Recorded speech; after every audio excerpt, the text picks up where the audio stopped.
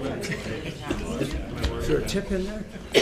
Okay, do we have anyone on the telephone lines? Lisa Swan. Welcome, Trustee Swan. Okay, I would like to, anyone else on the phone lines? Okay, seeing there are none, I'd like to begin the regular meeting, April 26, 2017, and we'll start by having us stand for the singing of O Canada. Trustee Cram, you ready to lead this?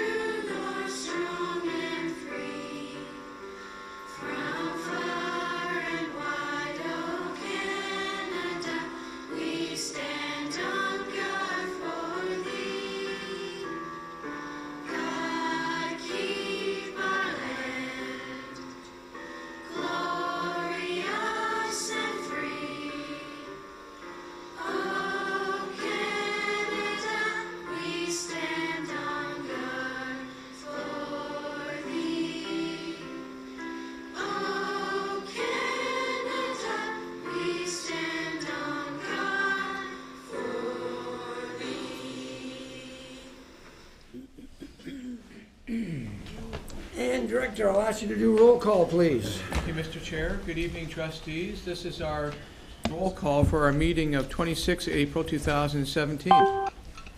Trustee Armour. Present. First Vice Chair Karkner. Present. Trustee Cram. Present. Trustee Garrell. Present. Trustee Wendy McPherson. Trustee Bill McPherson. Present. Trustee McAllister. Present. Second Vice Chair McDonald. Present. Chair McMillan. Present. Trustee Richards. Present. Trustee Swan. Present. Student Trustee Grace Marr. Present. Thank you, Mr. Chair. Thank you very much. I need a motion that the Upper Canada District School Board approve consent agenda item 3.02 to 3.03, April 26, 2017, as submitted. Moved by Trustee McAllister, seconded by Trustee Karkner. I'll ask you to cast your votes, please.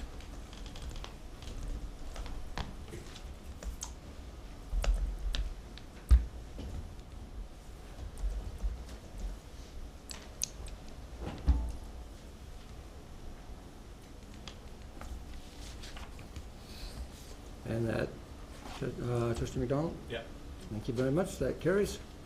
Thank you very much. Do I have any conflict of interest declarations? Seeing there are none, before we move into a report from the private session, I want to welcome everyone in the gallery. It's not often we have that many people, so whoever's presenting brought all those people. They're presenting again next week and the week after. But thank you very much for being here. And I also want to welcome Marshall Wilson. Marshall, just kind of stand up there for us. Not that we want to stare at you, but Marshall's going to be the next student senator or student trustee.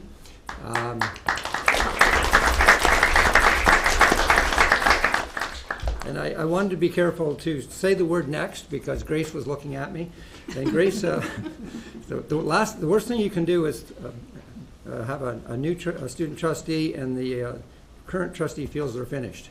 So you're with us until the end of June, so keep smiling. So welcome, Marshall. It's good to have you here. Okay, moving on to the report from the private session. At the Committee of the Whole meeting in private session, April the 12th, 2017, we had 2 legal matters were discussed and there were no recommendations were brought forward to the board. So moving on to our delegations and presentation. Our first presentation tonight will be Centennial 67 School. And I'm going to ask Superintendent Coombs if he will introduce Principal Deborah Chouton. Thank you very much, Mr. Chair, and good evening, everyone. It's my pleasure to welcome Deborah Schouten to the table. And Deborah is in her second year as the principal of Centennial 67 in Spencerville, a small but mighty school. I'm really excited about learning more about the great things going on there. Thank you very much. Welcome. Thank you. It's an honor. Centennial 67. Centennial 67 Public School is a small rural school located in the village of Spencerville, off Highway 416 between Kempville and Prescott. Centennial 67 is in the South Grenville family of schools. The school is presently celebrating 50 years of educational excellence. Centennial 67 offers a core French program to 106 students in kindergarten through to grade 6. Our dedicated teaching team consists of 7 teachers and 4 staff members. We have an active and supportive school council with 14 members. We proudly recognize more than 50 volunteers annually for their support of our students and school, and we're doing so again next week for Education Week. Our school benefits from many community partnerships, including Optimist Club, Royal Canadian Legion, Spencerville Fair, Spencerville Public Library, to name a few. We have a history at Centennial 67 of many fine traditions, including the annual Grandparent Christmas Dinner. This year, we will be celebrating 40 years of this tradition. Our students are provided opportunities to engage in extracurricular activities, including team sports, cursive writing, reading clubs, junior drumming, and other school opportunities. We are proud of our inclusive school environment that is focused on the needs of each individual learner. Instruction that is differentiated, safe and caring learning environment, positive school climate as measured by staff and parent surveys. New this school year, since September, we have partnered with Educare, offering a before and after school child care program daily.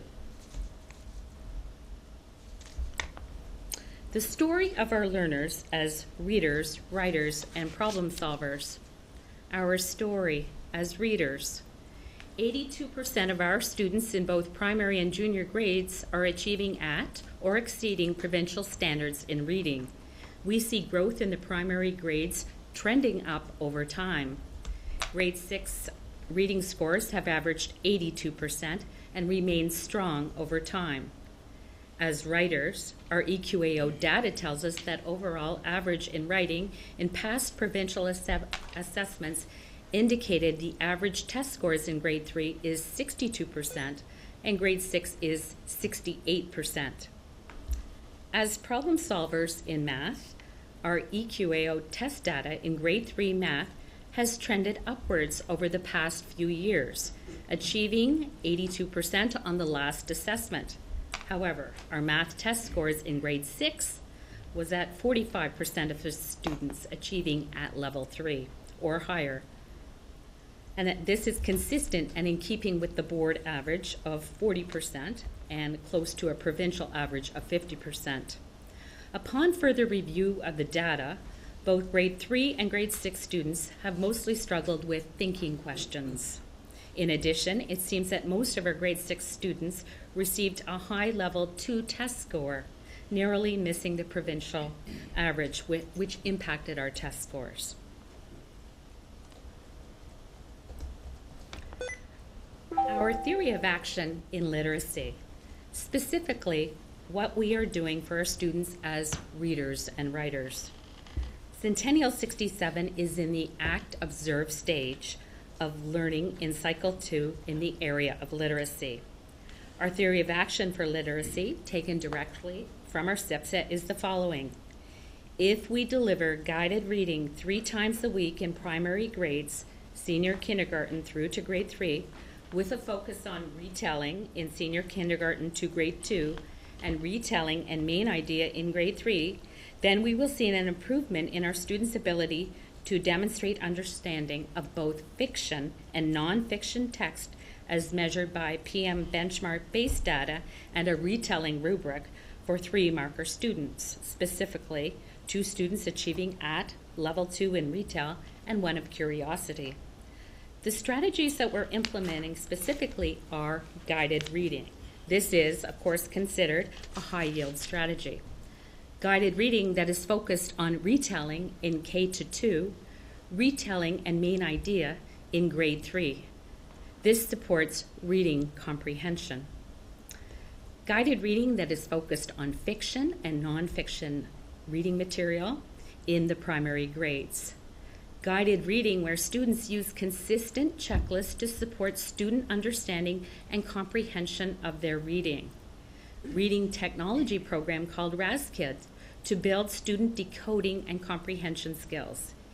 Here Builder technology program as a reading intervention assigned to students struggling with phonemic awareness.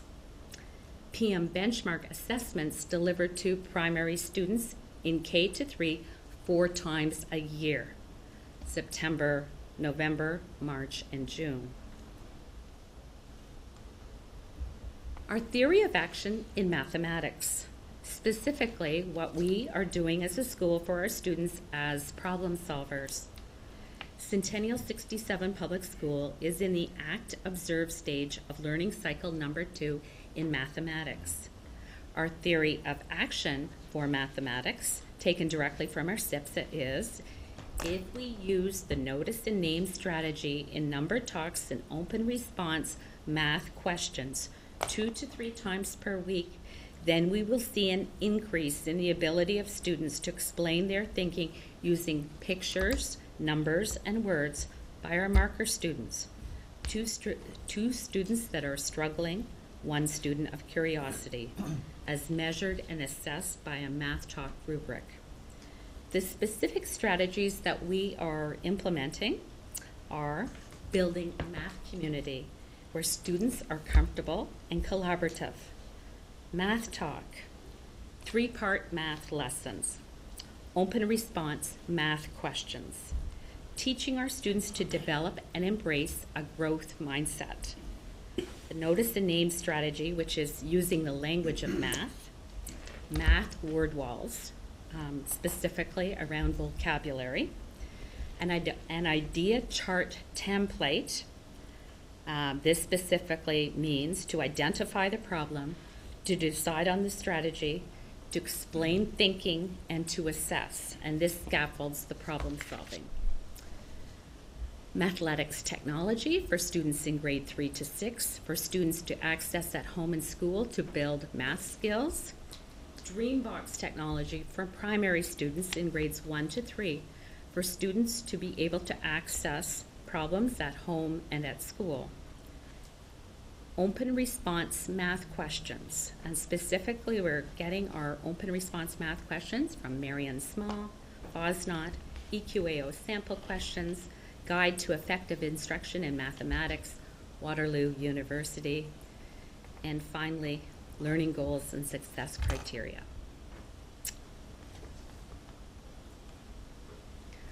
Our learning as a school team is focused on collaboration and communication. Releasing teachers regularly in learning teams to collaborate around student learning has created a focused team and school approach to support increased student achievement. We have strived to have all teaching staff on either a math or literacy team or on both teams. At this time, we have all our primary staff, K-3 classroom teachers, on the literacy team. And at this time, we have all our junior teachers, including the grade 3 teacher, and the one that, of course, delivers EQAO assessments, and another teacher on a partial teaching assignment on the math learning team. We have adopted a school approach to math problem solving and literacy improvement to better position ourselves to meet with success. Our learning as a school team is also focused on wellness. We are focused on engaging students in activities to develop their social, emotional, and physical well-being. We offer a balanced day with 2 nutrition breaks and 2 opportunities for outdoor play, QDPE daily for a minimum of 30 minutes in our school gym. Our learning as a school team is focused on resources. Our school budget is focused on supporting math and literacy CPSA goals to further improve teaching and learning at Centennial 67. To further student learning in math, 2 technology resources were purchased. Our data provides evidence that students are accessing both programs at home and school. We also purchased open questions for the 3-part math lesson by Marion Small for all grades in all available strands. To further our reading CPSA, we purchased RAS Kids for all students in SK to grade 6. This is a reading program with leveled books. Our data provides evidence that students are accessing this reading technology program both at school and at home. We purchased the new PM Benchmark 3 kit to support assessment in reading for both fiction and nonfiction reading, and students are assessed 4 times a year. It has been my great pleasure to present Centennial 67 and to share our story. Thank you. Thank you very much. I'm going to open the floor to comments or questions. I'm going to start with Trustee Swan. I believe this is one of your schools. Trustee Swan, would you like to say something? Thank you so much, Deborah. And it's a great presentation on a small part of the value of Centennial 67, because you and I know both that the community input, which you said, 50% volunteers with a school with only 106 students, is just amazing. And your whole school community has encouraged that, and the students to reach out. I'm very proud of how you've approached the math strategies with not just one approach, but many. And love the grandparents' dinner, and I've never missed it. And just so people know, my fellow trustees, there is a waiting list, or at least there used to be, from the seniors' home that they invite for children that don't have grandparents to invite. And it's a wonderful small school in a beautiful community. And just through you, Chair, may I ask a question? You certainly can. Since bringing in Educare, Deborah, have the numbers gone up this year?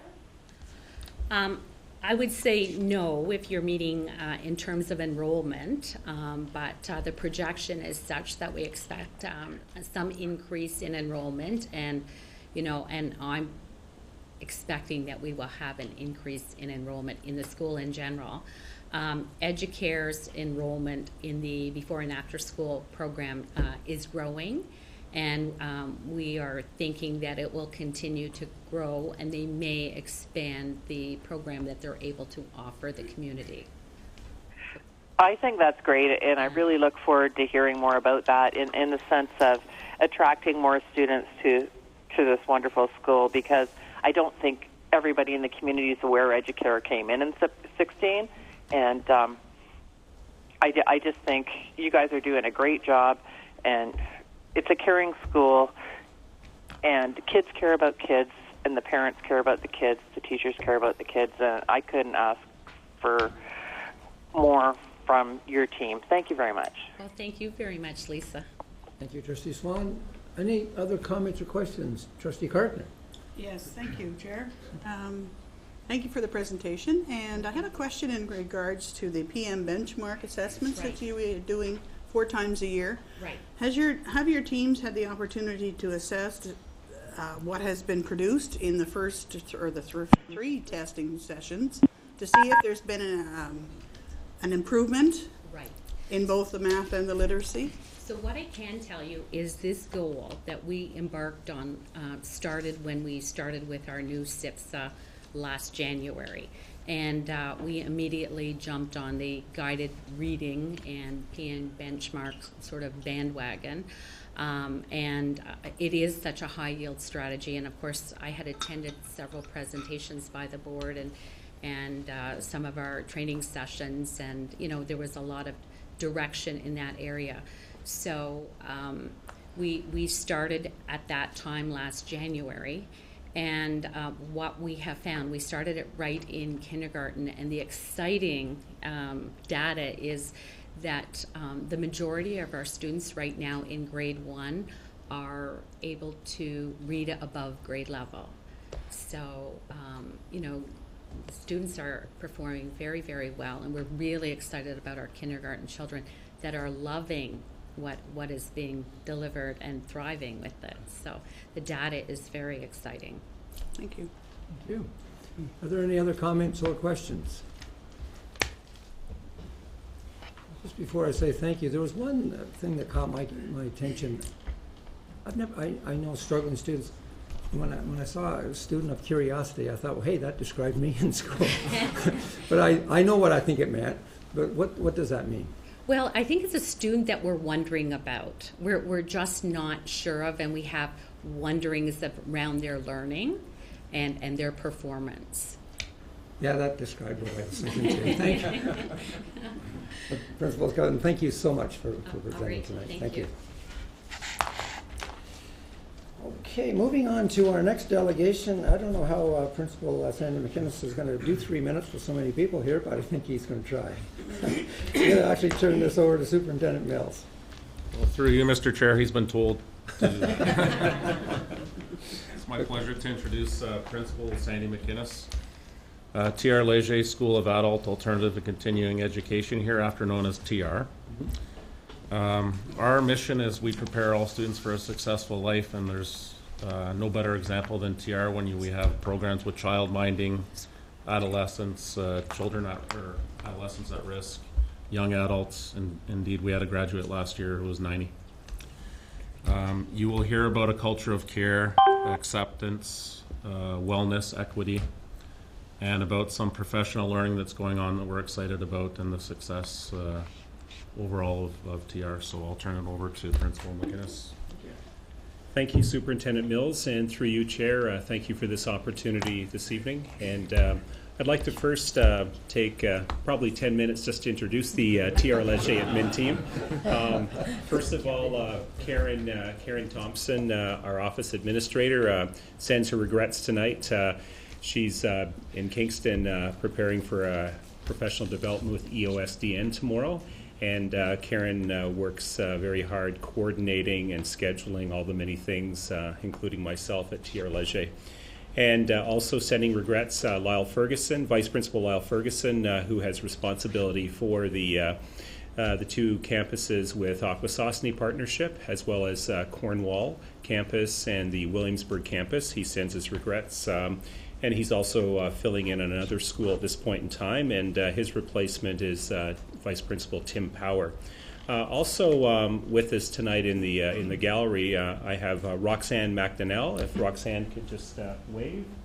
Roxanne serves 2 positions as Vice Principal of the Castleman, Alexandria, and Rockland campuses, as well as Manager of Literacy and Language for the eastern half of TR Leger. Also in the gallery tonight, we have Manager Daphne Lane.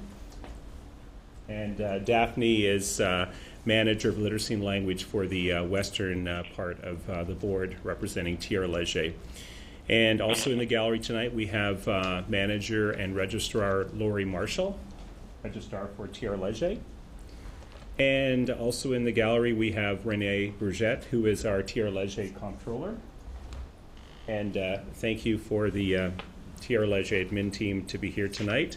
On my right, I also have Vice Principal Laura Oliver, who is Vice Principal for the Smiths Falls, Perth, and Carleton Place campuses. And also on my right, I have Vice Principal Rich Tamblin, who is responsible for campuses of Gananoque, Brockville, Prescott, and Kempville. Well, welcome, everyone. Yes, so thank you for everyone being here this evening. So it is our privilege and honor to share the many great things that happen at TR Leger. First of all, what you're seeing here is an example of one of our community school gardens. This happens to be a shot from the Cornwall campus. Many of our campuses have partnerships with our local communities and volunteers creating community school gardens, and creates many experiential learning opportunities for our students. The next slide is the great work, the great team at the literacy language team we have supporting our new Canadians, providing settlement work support as well as ESL. And This is a picture from our Cornwall campus of the folks that we support in Cornwall. And we also have a very growing group of support happening with our literacy language group in the Brockville community, and they're based out of our campus at the St. Lawrence College. And that is a growing group of ESL learners that our team is supporting. Also here, we take great advantage to engage and retain our learners at TR Leger through experiential learning. This is a picture here of the woodworking shop at the Smiths Falls campus. And our campuses also have taken advantage last year with 3D printing, and you'll see a student at the front of that picture working on the 3D printer, and you'll be provided a 150 memento created by our Perth campus 3D printer and students later on this evening. Approximately a year ago, we identified a need. There was a need and a great interest in our community for students that want to take two of our most popular upgrade courses to move on to post-secondary studies, and that being the grade 12 college math and grade 12 college English. And so this past February, we initiated our adult online, fully teacher-supported e-learning program with both those programs. We had 25 students register since February in the program, and the interesting thing that occurred as a result of this additional promotion of TR Leger, increased awareness in our community, we also registered 31 more additional students to our day school program at TR Leger. This is an example of one of our students in our TR Leger PLAR program, our promotional ads that we send into our communities with media. The PLAR program, for those of you that are not aware, is the Prior Learning and Assessment Recognition. And I'll be speaking to some examples later on to the benefits of the program and for our graduates. It really is a program that gives our students hope to be moving forward towards an OSSD. And students can earn to a maximum of 26 credits based on previous school, work, and life experiences. And here, these two slides represent our basketball tournament. We had a multiple campus basketball tournament last year, and it was the first time for many of our students that participated in an organized sport. And we brought in two professional basketball referees, and really it was about normalizing alternative education at TR Leger to that similar of mainstream schools. Students had a great time, spectators had a great time, and it was very rewarding to see that experience. These are two slides providing examples similar to our mainstream schools.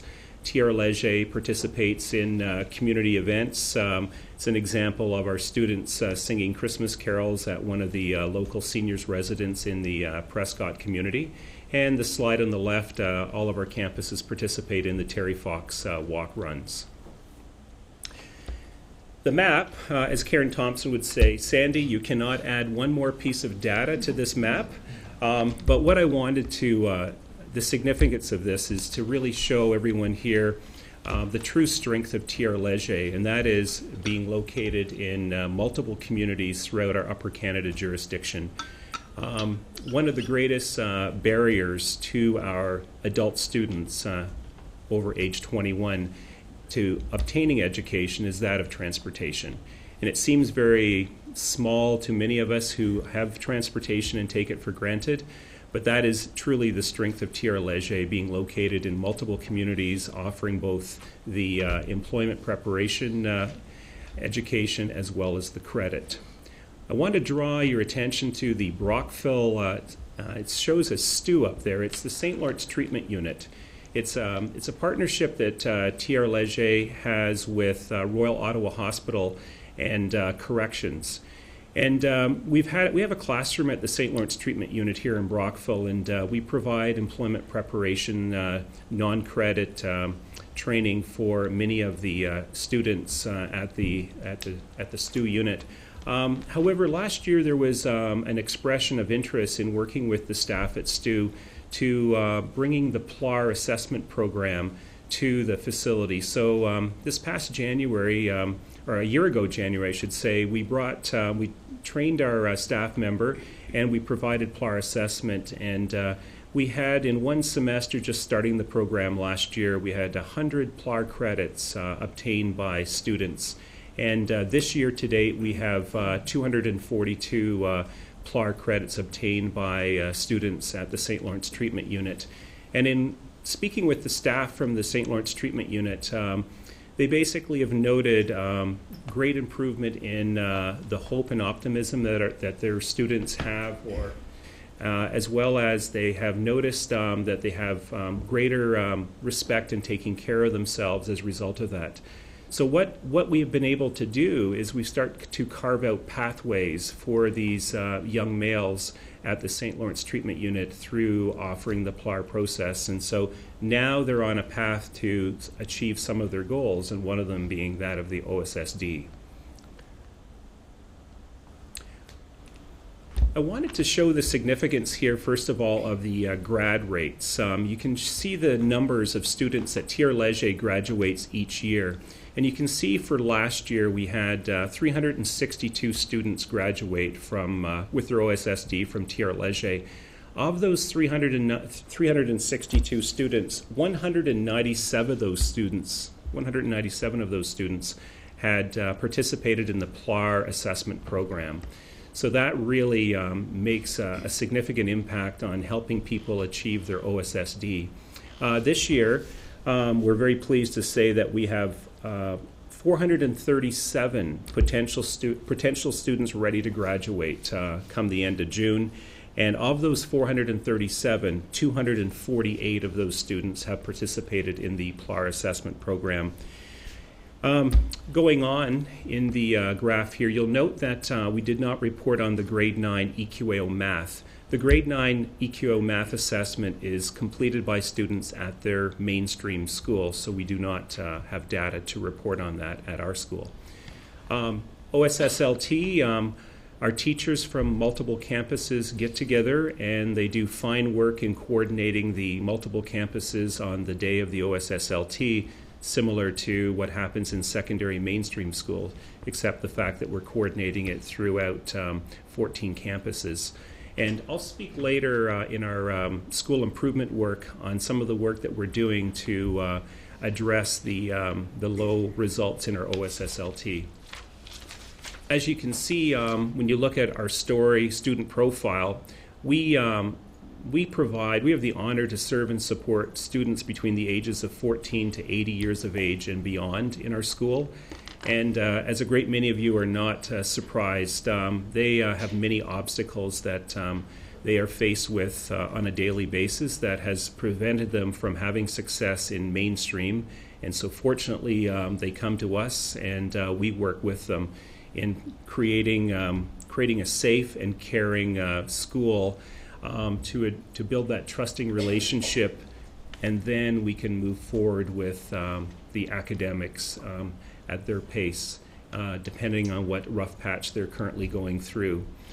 Tire-Leger referral process, you recall from the Tire-Leger review, that was one of the recommendations. And a year ago, September, I guess it would be a year ago, July, the admin team got together and we created throughout July and August the Tire-Leger referral process. What that takes into account is the school voice, the student voice, and the parent voice, and also any assessments that were completed by the mainstream school staff, any anecdotal notes that discuss the student. And with our partnership with our secondary mainstream school administrators, with our Tire-Leger administrators, that information is vital to us moving forward with the program planning as the students transition into Tire-Leger. And also of interest, some of the improvements we've been making in programming. A year ago, we had 269 students under the age of 18, that had less than 16 credits. Now, a year later, we've reduced that number from 269 to 184. So we've got a long way to go to continue the improvement, but that's a significant reduction of 85 students. That was also noted as a concern on the one of the recommendations from the Tire-Leger review. So we're very proud of that. The other piece with the significant communication that's happening between secondary main school administrators and TR Leger administrators through the referral process is the fact that last year we had 14 students return to secondary mainstream schools from TR Leger. Excuse me. And we also, this year to date, we have had 8 students return to the mainstream schools. And the other piece that's helping us with making sure that our students are both socially and academically on track working towards their goals is we hold monthly progress review meetings with our students and with staff. Summer semester Con Ed programming, I'll be talking more about that later on. However, we have had significant growth in that area. And once again, with our over 21, age 21 students, our adult students come with varying backgrounds and challenges. And as I mentioned earlier, transportation is one of the barriers that prevents them from obtaining their education. Similar profile to the adult students to that of our under 21 age students. So just moving forward to our literacy school improvement. So really, what we are doing, and it's brought significant gains this year, is bringing the non-credit team to the table with the credit team. And that is the involvement of our 2 managers, Roxanne and Daphne, working with the credit staff to identify what are some of the student barriers. And with that knowledge of non-credit and credit at the table, we're looking at creating bridging opportunities between credit or between the non-credit expectations completed, bridging those programs to the credit. Sometimes you may ask, why would you be doing that? Why don't you just jump to the OSSD? One of the things is that when students come to us, it's taken a lot of courage for them to walk through the door. And if you start talking credit and OSSD immediately, it's very overwhelming, very intimidating to them, and we lose them. So with the experience that the non-credit staff have had in retaining and keeping people in for employment preparation upgrades, we're using that knowledge to sensitize our credit staff in that area. And then, of course, you can see the structured activities that we're using. They're the same structured activities that we would be using with success in our mainstream schools. So once again, normalizing alternative education, that we're just another school doing the same thing, but at a different pace. The other thing I wanted to mention too for both our school improvements, we're bringing together teachers and staff, whether it be IAs, teachers, managers, administrations. We're bringing teachers from multiple campuses together to work on this so that we have all of our campuses working from the same recipe. So in the area of math, with the tremendous support this year of our program department, we had PD, professional development for our numeracy SIPSA team, and we first looked at number talks. And we had a day of professional development around numeracy for our staff, with a focus on increasing their awareness and understanding of math as we're doing the same work in our secondary mainstream schools as well as our elementary schools, and really to give that additional understanding and confidence to our staff, which would then carry over to our students. Also, with the support of the program department, we completed attitudinal surveys with getting a clear understanding about the comfort levels of our students as it related to math. And then from there, folks, we're taking every opportunity for experiential learning opportunities with our students. The examples provided, cooking, gardening, woodworking, 3D printing, and also most recently this year, we've introduced to many of our campuses in partnership with Code Heroes, that of coding for our students, and we're continuing that next year. The other piece, too, that we're looking at is really bringing together, we're looking at our grade 11 college prep course right now, the team, and looking at how that course, how we're looking at the assessment, that we're making sure that we're looking at the assessment for, of, and as. In other words, we're looking at the journey of assessment as opposed to just looking at the end product. And we're working, we're using one of the books to guide us, and it's Digital Leadership by Eric Sheninger, and it's really, we're taking that book to guide us in developing our math school improvement, looking at, are we on track with developing and providing skills for our students, not just about the assessment of the product, but really looking at how are they thinking? Is our assessment more open-ended to help give them further skills that will serve them well in the 21st century?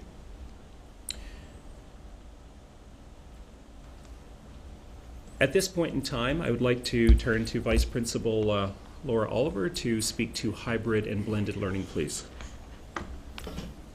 Thank you, Sandy. Through you, Chair. I've been very lucky to be the administrator that was asked to look after our hybrid e-learning project. The hybrid e-learning project is a ministry-funded project that TR Leger has been a part of for the past few years. And hybrid e-learning is a hybrid, a mix of e-learning and face-to-face learning for adult learners who are having difficulty mastering technology and content in pursuing their high school diploma. The original intent of that project didn't really fit perfectly with the operational needs of TR Leger, but we did see an opportunity to leverage this project to help us to update our course offerings. And one of the hallmarks of TR Leger is that we do continuous intake, which means that we have to be very flexible. A student can come to us in October, November, anytime throughout the school year, so they're not all going to be at the same place in their studies, in their classroom together. So they have to work on independent learning courses. So we saw this project as a really great way to update our independent learning materials to make sure that our students have really great independent learning materials to work from. So our method in bringing this about was that we developed teams of TR Leger teachers, and we were very strategic about that, made sure that we had a representative from all of our different campuses at our first try at developing these courses, and we also chose courses strategically to make sure that we were touching on various different subject matters, because we really wanted to embed this learning across all of our teachers and our instructional assistants as well. So we chose the literacy course and the workplace grade 11 math course and the PPZ 3C healthy phys ed course for our first offering. And we really got a lot of buy-in from our teachers from the get-go by having them do expectation trackers where they took our existing courses, which some of you may know are 20 lessons in a duotang, and mapping them onto actual curriculum expectations. And there was quite an eye-opener there as teachers realized that some expectations were met 5, 6, 7, even more times, and some not at all. So then we looked at what was available on the D2L through ministry content and did the same exercise and found out, wow, all the expectations are met. And then we were able to have our staff that really know our students and really care about TR Leger students create a course that's going to work for them that does also meet the provincial guidelines of the course. So it was a wonderful experience for teachers, actually. They really enjoyed that opportunity to get together and collaborate and feel like they were doing something that really was going to be a fit for our students. And as well, we also leveraged that funding to upgrade some hardware and some internet reception in our campuses, because we didn't want to create something and then also have created frustration in that it's difficult to use. So our successes to date, we now have 7 courses in use, along with the 3 that I already mentioned. We also have environmental science, business and communication technology, a new civics offering, and careers as well. And I think another success is that teachers have welcomed the professional development and the opportunity to collaborate. And this online training is an important 21st century skill for teachers and for students. Our digitized course ties into board initiatives such as My Blueprint, which is in the careers course, and our environmental science course also has some crossovers with co-op pre-placement work, making sure that students have their health and safety. And students are becoming more comfortable with the use of computers. I think another thing that Superintendent Coombs mentioned in the original TR Leger review is the student voice was saying that they really like those 20 lessons in a package because they recognize that as school. And that's an okay starting place, but that's not where we want to leave them. We want to leave them ready. So our next steps are that we're going to continue to create these courses for TR Leger.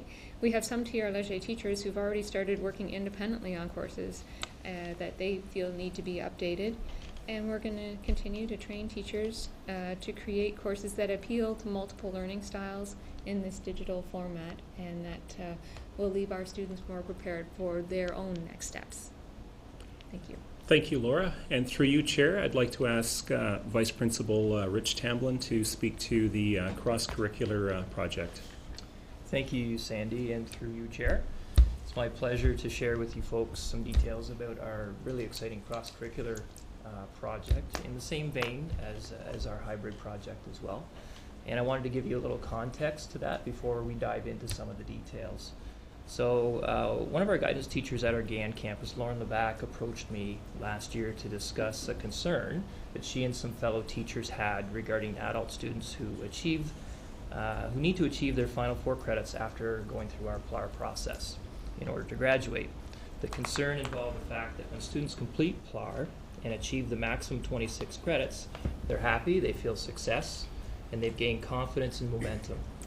However, when students then realize that they must complete 4 courses to graduate, we've observed that this task can feel monumental for many, and they lose the motivation to continue forward towards graduation. After talking with colleagues at other school boards, we came to realize that this was a provincial concern as well.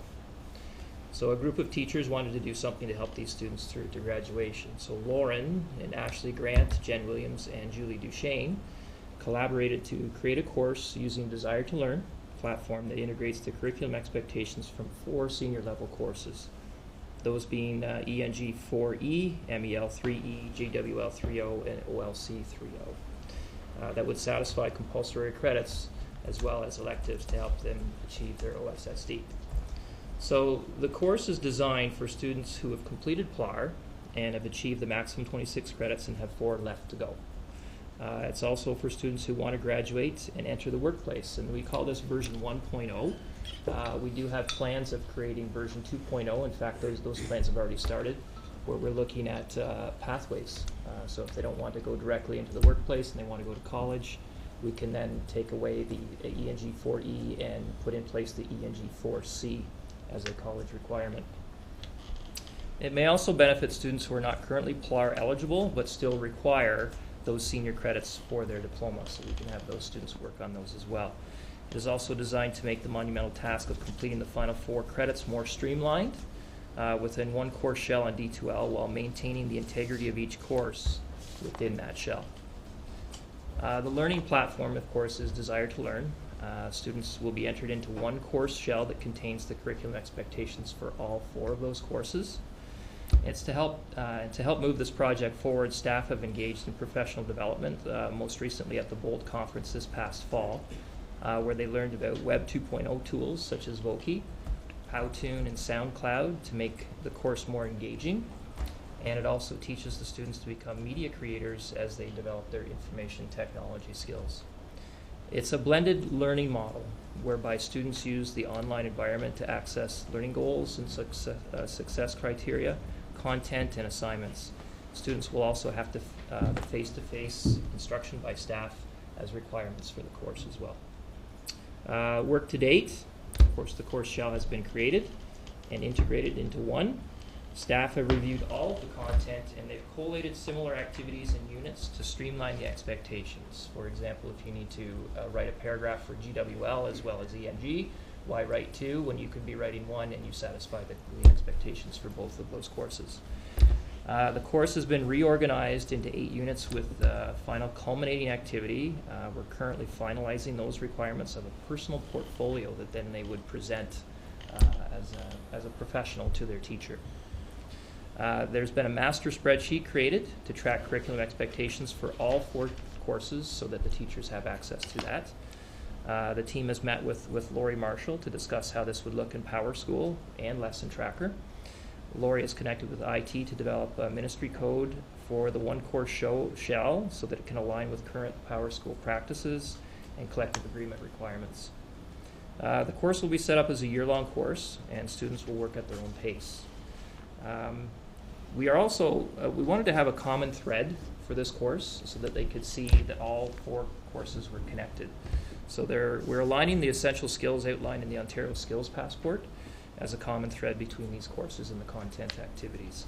And those essential skills, as employers out there want their employees to have, include reading text, writing document use, computer use, oral communication, money math, scheduling and budgeting, data analysis, and thinking skills such as job task planning, organizing, and critical thinking skills.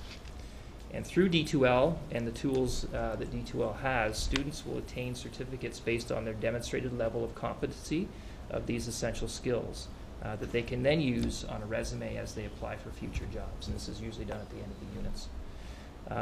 So we've got some work left to do on it. Staff are in the process of switching all of the content over to a new look platform that D2L just has coming out. And we learned that from meeting with the Desire to Learn representative not long ago.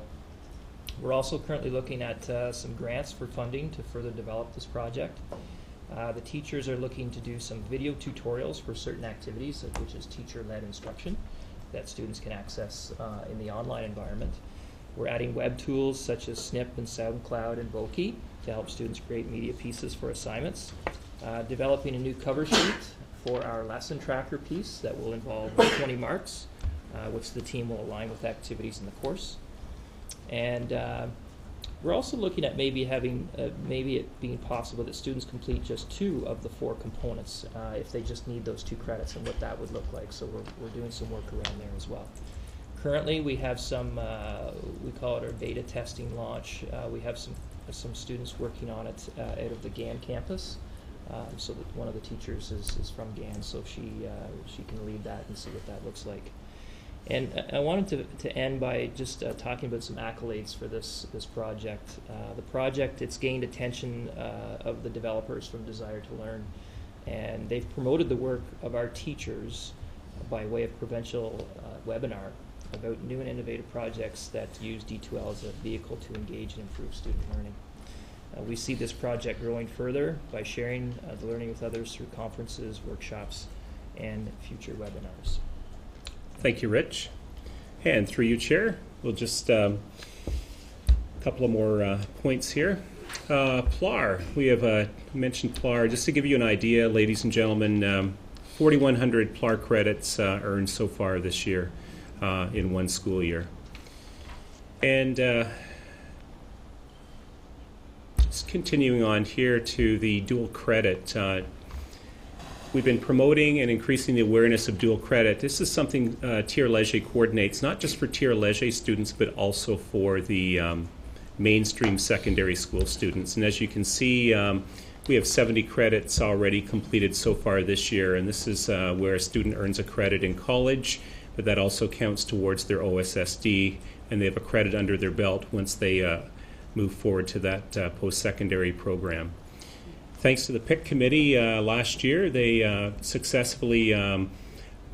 successful in obtaining a pro grant, which provided opportunity for every one of our Tir Leger campuses to host a community cafe, which is really an open house in bringing together the community to the Tir Leger campuses to get a further understanding of what the Tir Leger campuses offer, what services, resources we have, and also from there, we had many new volunteers coming in offering their time and expertise in different areas for free.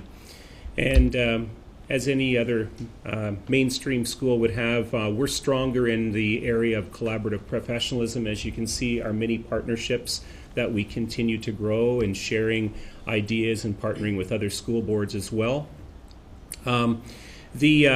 Note the Cornwall campus, Con Ed International Languages Program. You see there's 5 classes there, and there's students' average age is 8 every Saturday morning at the Cornwall campus, and that's coordinated by our TR Leger program, students learning the 4 different languages, and we're hoping to bring that with interest to the Brockville campus as well. Want to show you, under the TR Leger administration, we provide reach ahead opportunities through our after school Con Ed program. And you can see with our promotion and increased awareness, partnering with our secondary administrators, you can see the significant growth. Such courses as, just a small example, fitness for credit, music for credit, drama for credit. And we're on track this year, 908 of our secondary mainstream school students obtaining over 1,000 credits. Through you, Chair, at this point in time, I'd like to say thank you for this honor, and we welcome any questions. Well, thank you. There's an awful lot going on. No question about that. And open up to comments or questions. Trustee McAllister. Thanks, Sandy and Laura and Rich. I was going to ask you, Sandy, you referenced the 8 recommended proposed actions, and I was going to ask you about 2 of them in particular, but Laura, you've done an excellent job on explaining the hybrid model and Rich, the cross-curricular work that's going on. I have to tell you that I'm just amazed by this kind of work because it's very different, it's innovative, and it must be interesting for students, is all I can say. So anyway, congratulations on that angle. The second one, I just wanted to, apropos of nothing, it said the TR Leger should form a school council. Have you? Well, we started that with our community cafes with the support of the Parent Involvement Committee. And I should say through you, Chair, my apologies. So with the community cafes last year bringing in different groups, it has taken off in different areas. Some of our campuses, I'll say our Cornwall campus, for example, we have adult students in our campus which have formed their own parent council, but it's also a student council. So that's the first piece. The other piece I would use as an example would be the Prescott campus with the community school garden that has occurred. We also have parents who are students at our school, and they look at our school and work with our school and our school staff and administration through 2 lenses, both that of the student and that of the parent. So it's not your traditional school council, but it's taking on a life that is very relevant and representative of TR Leger. So we're headed in the right direction, and yeah, that's yes. Thank you. I'll stop there. Trustee Karkner. Just a comment through you, Chair. I'm so pleased to see the adult learning coming back. We did have it before for extracurricular types of things, but bringing these courses back for the adult learner, I'm so pleased to see that happen. And congratulations to whomever instituted it all. It was great. It's great. Thanks. Thank you. Through you, Chair. Thank you. It's a team effort. It's a team effort. Trustee Bill McPherson. Yeah, thank you. Speaking about the adult learner, I would love to meet this 80-year-old student that you've got doing adult education, because I would really like to know what their career plans are. Now, you talk about partnerships with Algonquin College in Ottawa, through the chair, so I don't get in trouble. Do we partnership at all with the Perth campus of Algonquin College? Through you, Chair, yes, we have dual credit partnerships with the Algonquin College in Perth, Algonquin College in Ottawa, and the St. Lawrence College campuses in Cornwall, Brockville, and Youth Job Connect Thank you, Laura. Youth Job Connect. So yes, to answer your question through you, Chair, yes, we do. Yeah, okay. Certainly. I've got a couple more. Go ahead. Sharing with you. Go ahead. Also have to thank you for inviting me to the Christmas dinner in Smiths Falls. I won a $10 Tim card. It only cost me $10 for a ticket, so I broke even. Now, talking about your mature student, it's quite feasible that a regular enrollment student will turn 21 within the school year. What guidelines do we go by? Automatically, when they're 21, they lose transportation privileges? Because what strikes me is the lack of public transportation in a great many of the communities that you serve. Like they can't hop on a city bus. There is no city bus. So is it based upon they can't turn 21, or can they turn 21 within the school year and not be affected until the following year? Through the chair. Through you, Chair. So our practice has been that we have a student that turns 21 in the school year with us. We continue to provide transportation for that student till the end of the school year. And also in different circumstances, I'll use a Western example and I'll use an Eastern example, where we have students that could very well be over the age of 21, but we have 4 students that we provide transportation to through a van service through our school budget for those students. I'll use another example in the West where we have students that might have a particular challenge with regards to transportation, so we also partner with community agencies to see if we can access funding for them to provide them transportation as well. Yeah. Do you have one more? I got 2 more and they're kind of related. Okay. Okay. Can you describe the difference between a paid co-op placement and a regular co-op placement? Through you, Chair, I'm going to ask Vice Principal Rich Tamblin to speak to this. So through you, Chair, paid co-op often happens when a student already has a job. Okay, so they've gone out and they've found a job themselves. And at that point, in conversation with guidance, usually through guidance, there's an application made for a co-op placement, which then goes to our co-op teacher, and then that discussion ensues from there. The unpaid co-op usually is initiated by guidance to help a student earn credits in a different way, so learning beyond the school day. So the co-op teacher is usually taking the initiative to go out, find a placement, and helping the student get engaged and work that way.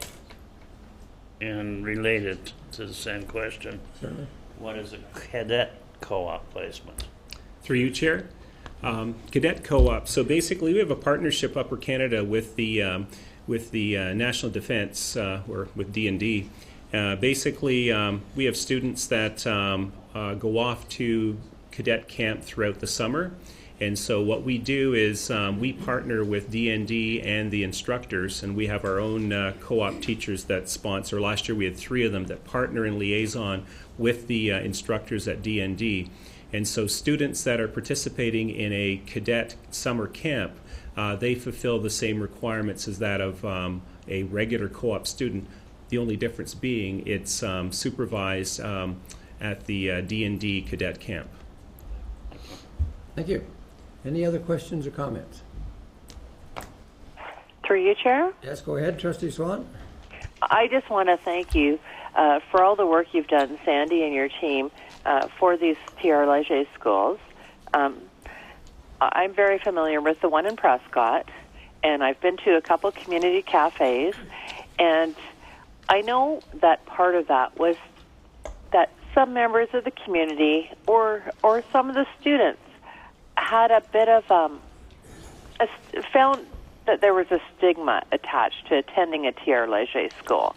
And I think your community cafes are doing a great job getting rid of that stigma, teaching the community what the school's about. But I'd just like you to further comment on the garden that's happening, who's contributing in the community, just so people really know what's going on there. Thank you. Through you, Chair, I'm going to defer this to Vice Principal Rich Tamblin, as it is his campus. So through you, Chair, this is a really exciting project that we have going on in Prescott right now, just in the beginning stages of a community garden there. It started last year through the PIC grants, and through that community cafe, it was discovered when we brought community members together with our staff and students that there was a common interest and a common passion around gardening. As we evolved the idea, we met several different times and discussed what this might look like on campus. And the whole goal is to start to bring people to the school, right? Instead of people not wanting to come and visit and see what we're all about, is to bring people into the school.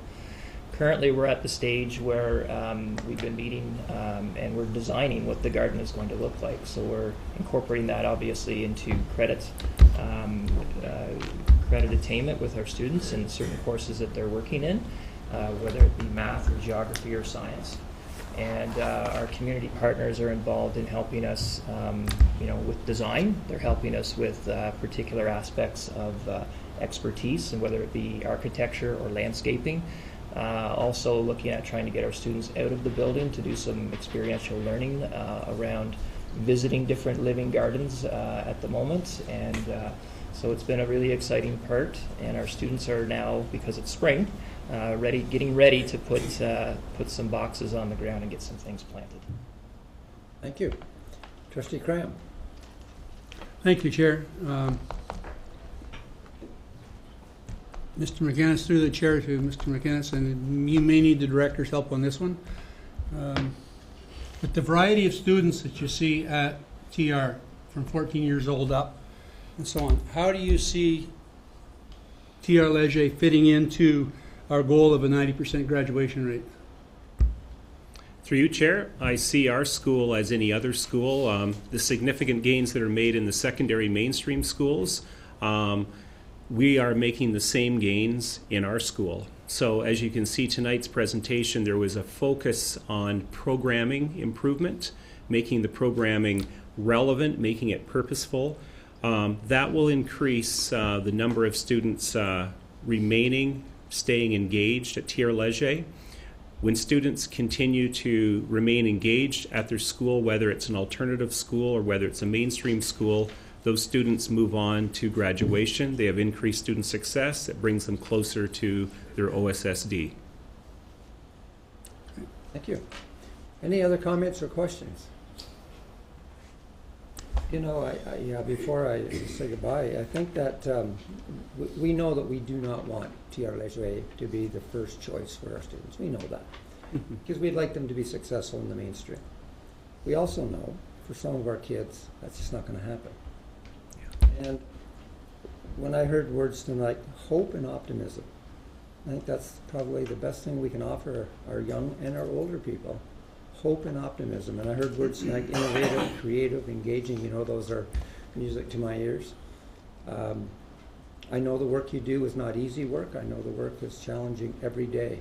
But I'm sure about a month from now or a month and a half from now, when we watch some of those graduates go across the stage, and any of the trustees at this table have ever been at one of those graduations, as you're wiping the tears from your eyes, because you know the struggles that those people went through to get there, and you know that they have finally reached a goal in their life, you must beam with pride to know that you and your staff gave them that hope, that optimism to be there. So I thank you on behalf of all of us for the work you do.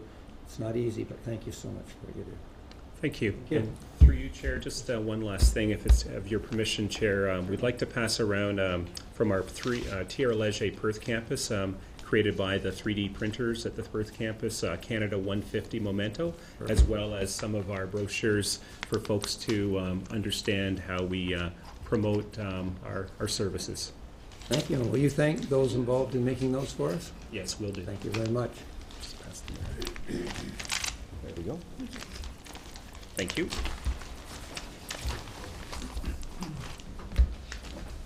Okay, as those are being passed around, thank you again for both of our presentations tonight, and thanks to the staff and everyone for being here. We really appreciate you being here. Great night. Okay, the next item is a report from the student trustee, but we know that that's going to come next week. But I am going to ask our student trustee if she will say a few words about the last meeting that we did have, because I think it's incredibly relevant. So I'll turn it over to you.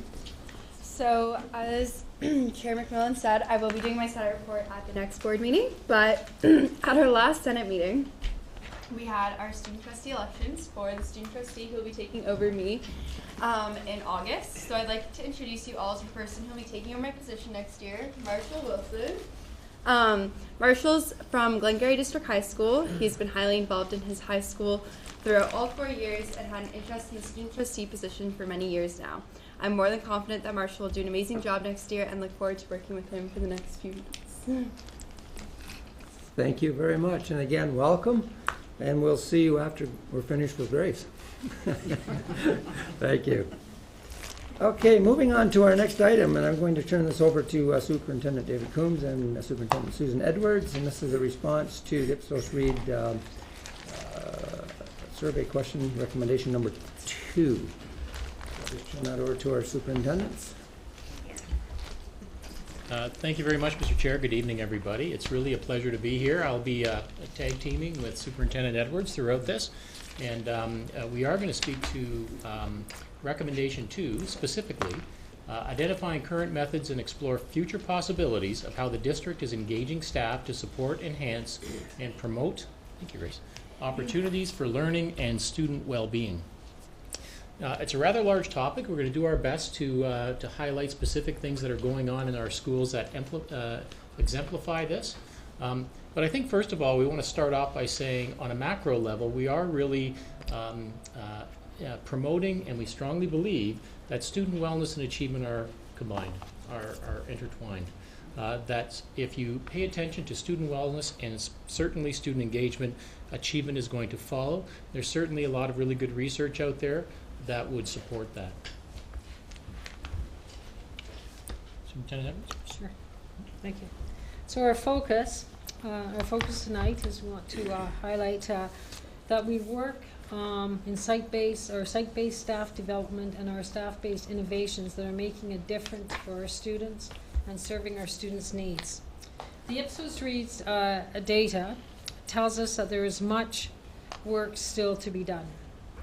Our focus tonight and our focus as a system is to position our support, foster professional learning, invite curiosity, and provide the safety and space to enable our staff to try different ways. Then tonight we're going to highlight some of the site-based staff development, some of the site-based staff innovations that are making a difference and that are serving our students and our students well and serving our student needs.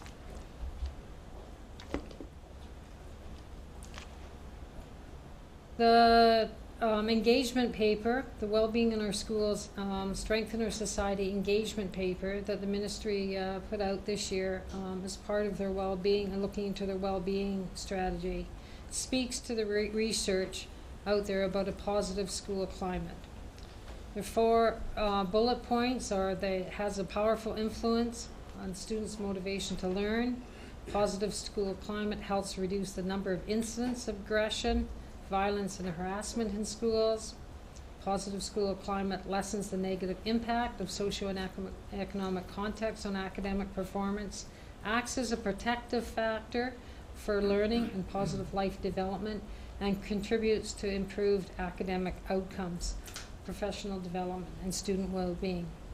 As a board, we have invested a great deal of time providing feedback and participating with this engagement paper with the ministry in helping to develop their well-being strategy. We've attended sessions with board staff and community partners to gather feedback that will help us with that and the province with that. And through OTSPA, Trustee Carol Cartner and Trustee McAllister and the student trustee Grace Meyer, they really participated in the OTSPA survey, providing the feedback. We're proud that we work with a system that works as a system from the Board of Trustees through to our classrooms. It works closely and attends with a tremendous amount of focus on the interconnectedness of student well-being, engagement, and achievement. So these are some of the site-based innovations that we're going to talk about tonight. This is by no means an exhaustive list, but we did want to highlight a few things that are going on that really does exemplify what our philosophy is. I want to talk, just for as an example, Amnesty Days, and there are several of these going on in our schools. Specifically, I'm talking about Thousand Island Secondary School. So on Amnesty Day, and the way Principal Gardner explained this to me, could you imagine if you could stop the world from spinning for 24 hours? And that during that time, you would catch up and do all those things that you've neglected to do. So personally for me, I could get my yard work done. But for a lot of our students, it's a real opportunity to just press pause and to take a deep breath and to get caught up in the work that you may be behind in, or you could get some extra help in things that you didn't understand the first time, or you could actually get ahead. The idea of this is that it enables students to feel like they're on top of things. It gives staff the opportunity to work with specific students that really need that intervention. And I think overarching, it allows students to lower their anxiety level. And that's really what we're going for in these kind of programs. So it's really difficult, I'm not going to kid, it's really difficult to know the impact of engagement and wellness programs.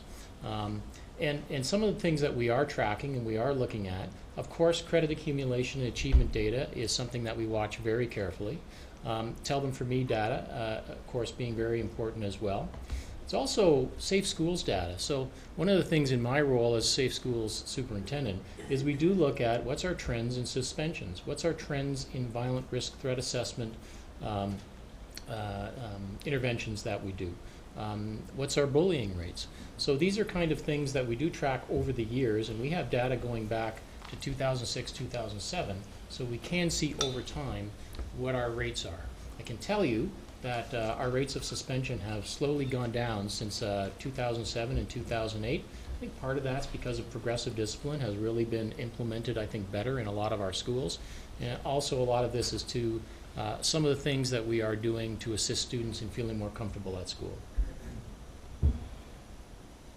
So we are really proud to work with amazing educators and professionals, provide amazing spaces in our classrooms and in our schools for youth to grow and for youth to learn in supportive places. At the pace that we're moving in society, it really does take a village to raise a child, and tonight I'm proud to highlight for you the first couple of examples. And at the very back there is Blake Seward and Mason Black, two teachers from Smith Falls District High School. And the first two examples I'm happy to present tonight is the work of these two teachers in particular. The goal and the project that the approach that they take and the approach that they have brought the staff to take at Smith Falls District High School and worked with that is the approach called Big Ideas. And the goal of any big idea at Smith Falls is to explore the connections that comprise of the big idea in the first place. What is it?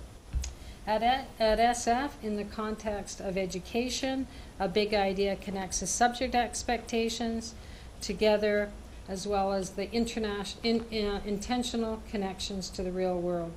So this involves curriculum, it involves student engagement, it involves students seeing and relating to themselves and reflect that they're reflected in the curriculum.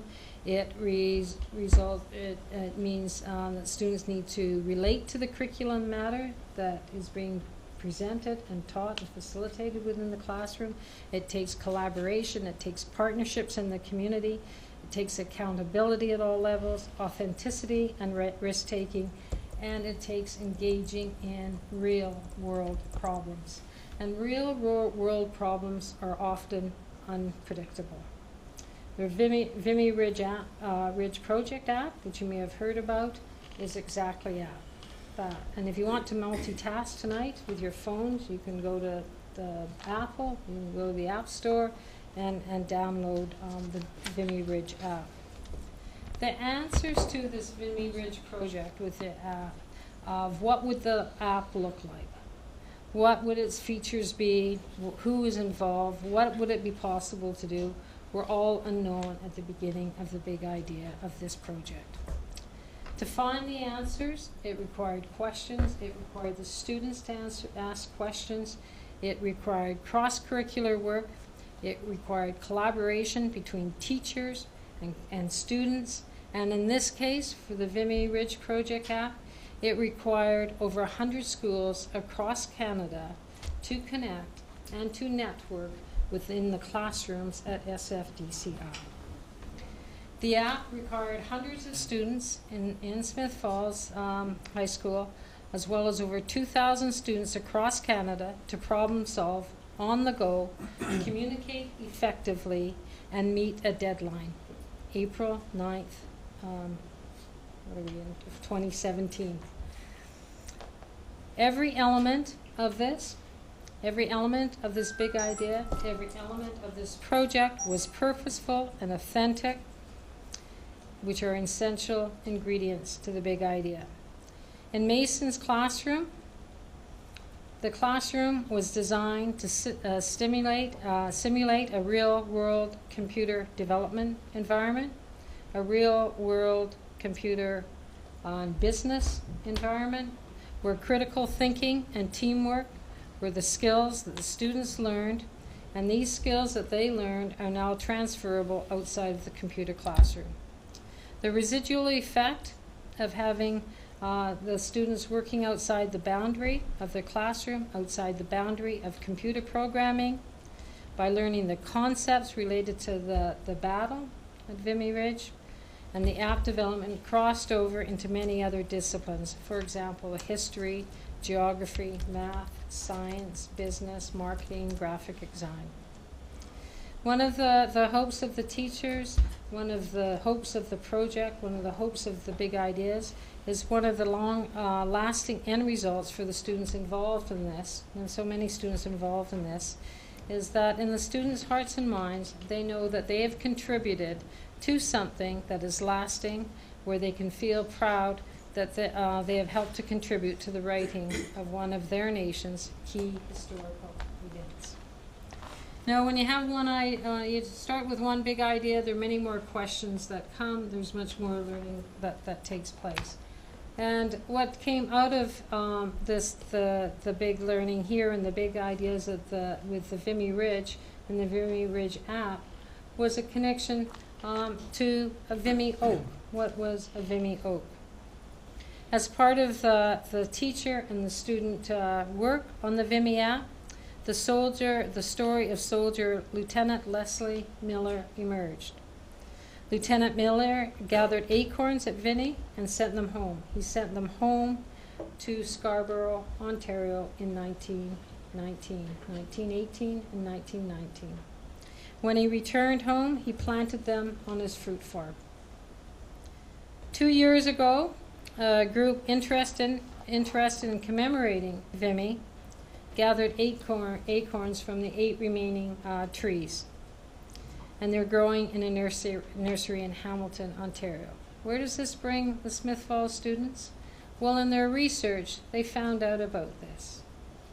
Within their research, and because of their connection to their soldiers, because of their connections to the big ideas, they went to the town of Smith Falls, they engaged the businesses, they worked with their municipal government, and now with the town, and now on May 18th, the students will be planting the seed with the tree, the Vimy Oak, with the town, protecting it and helping it grow. They know it is one of the 8 Vimy Oak saplings that are still living today. So the other thing with this, with the Vimy Oaks, the students from Smith Falls will also be going over to France this summer, as they have many for over the last couple of years.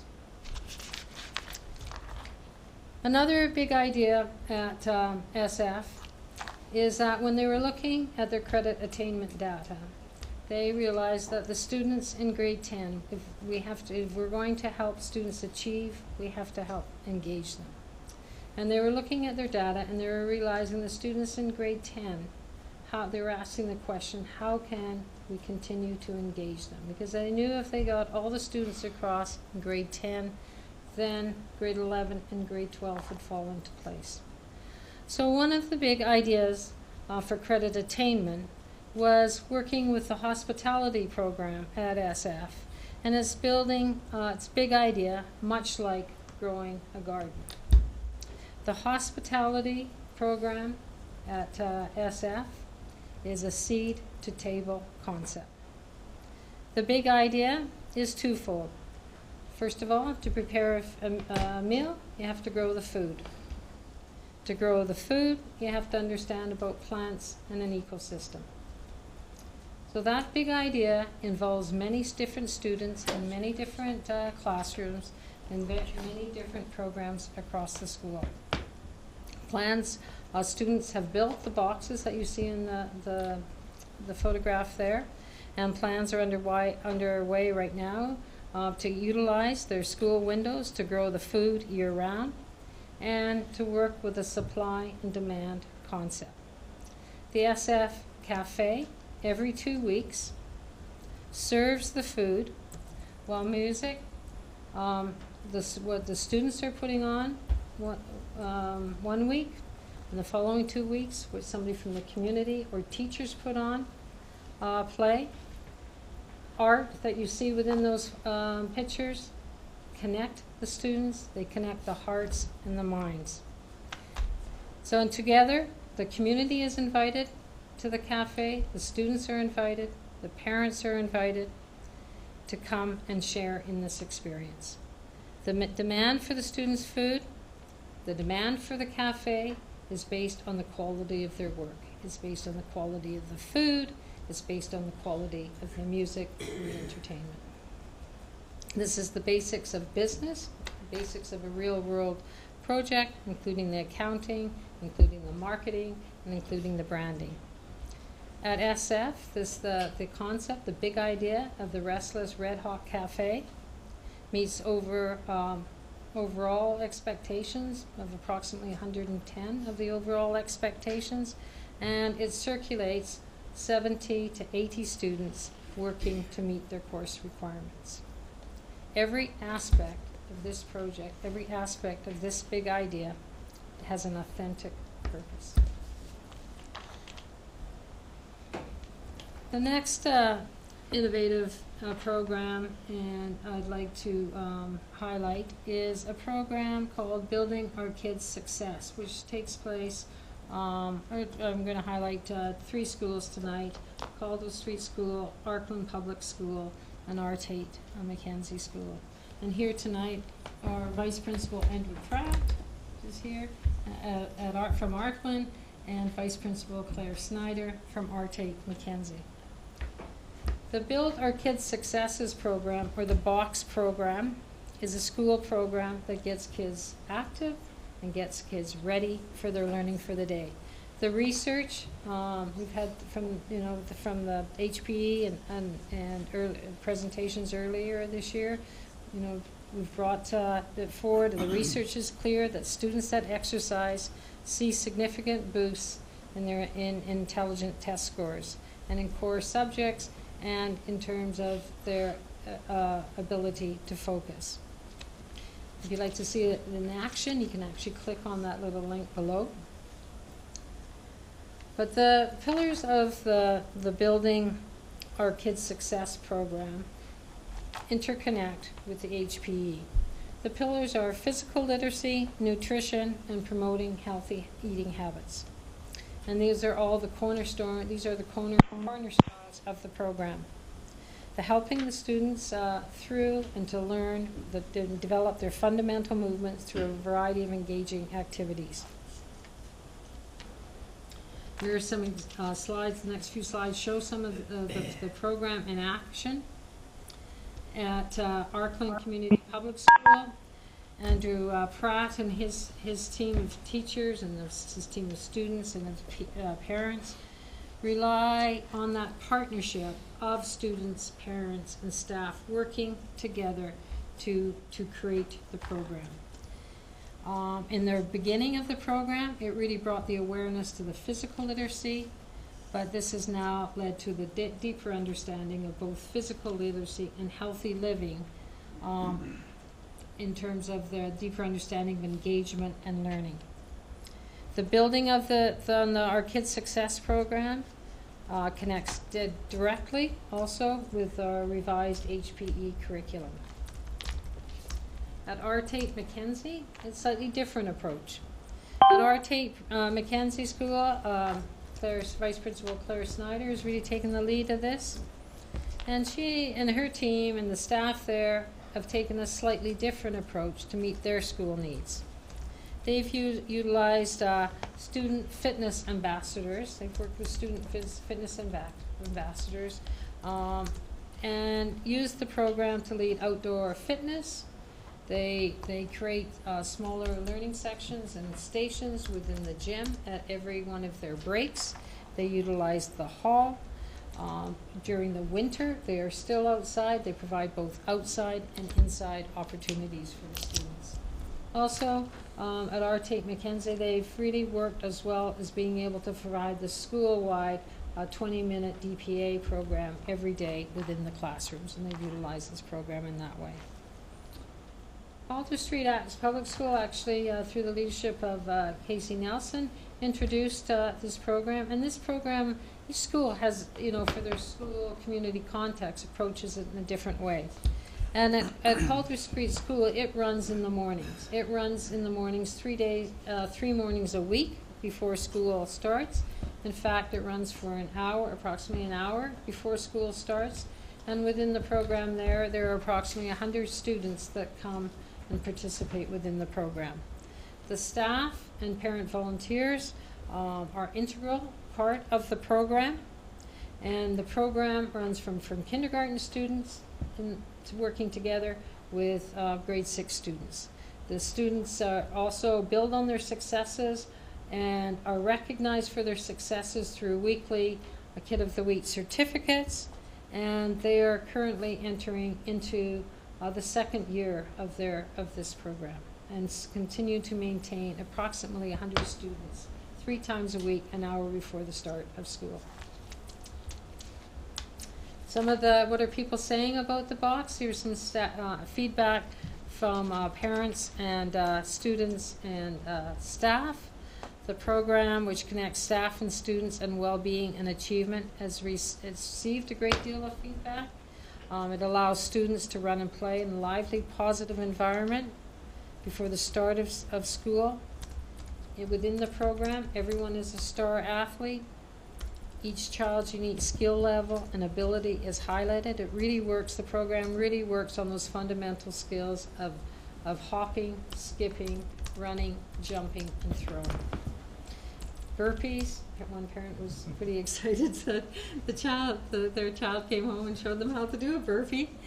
And the feedback has been that it's a tremendous way for students to start their day and getting them ready and realizing that exercise is a part of healthy living. Thank you, Susan. I'm going to quickly just again highlight one wellness initiative just because it represents a school looking at data, creating an action plan, and then measuring its impact. So this again is TIS, and this is one slide from Tell Them From Me data which they gleaned in 2015.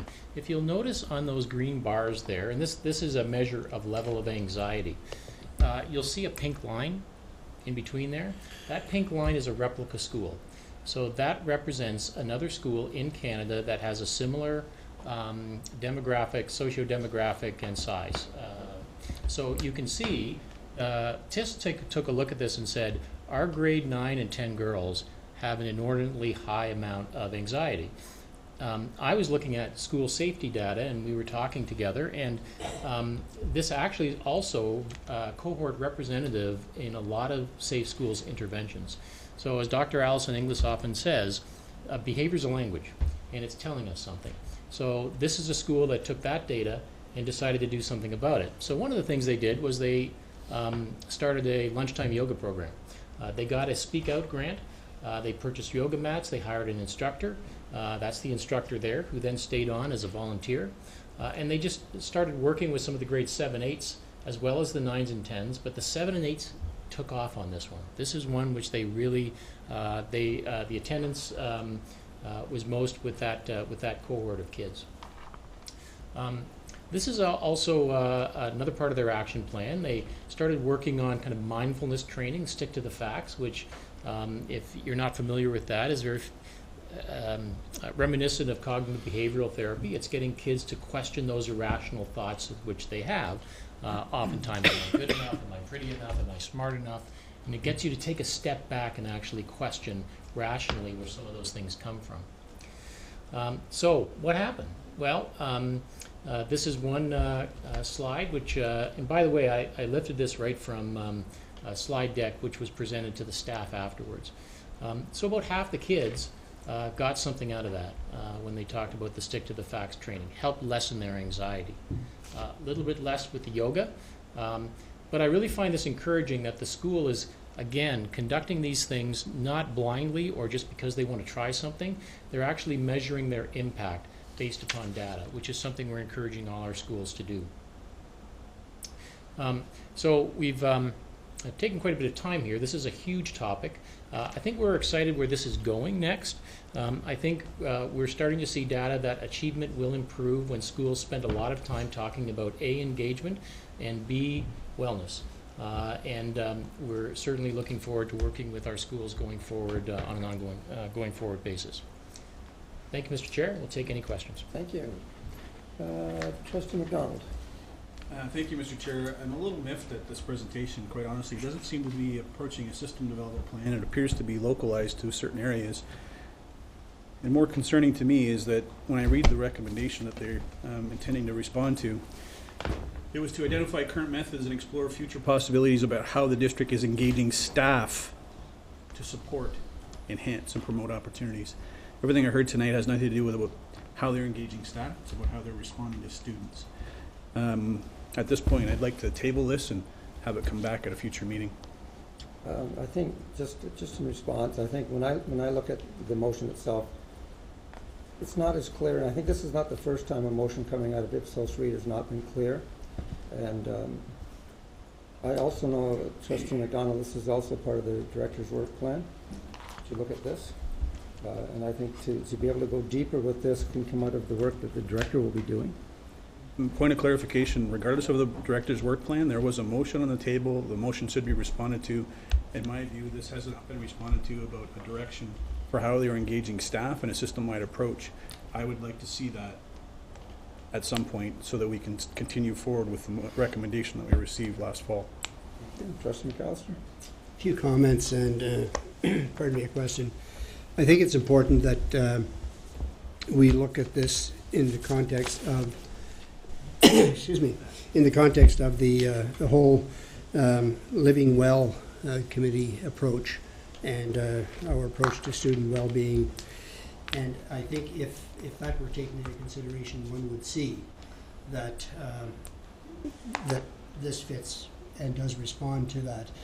But just a comment, as we all know, Vimy Ridge was the we've just finished the celebrations of the 100th anniversary, and I was privileged to be at a meeting or a gathering a couple of Sundays ago in Athens at the sponsored by the Athens Heritage Society or Committee, and they referenced the Vimy Ridge project at Smith Falls very prominently, and quite well pointed out that this project is now part of the curriculum for approximately 10,000 Canadian students.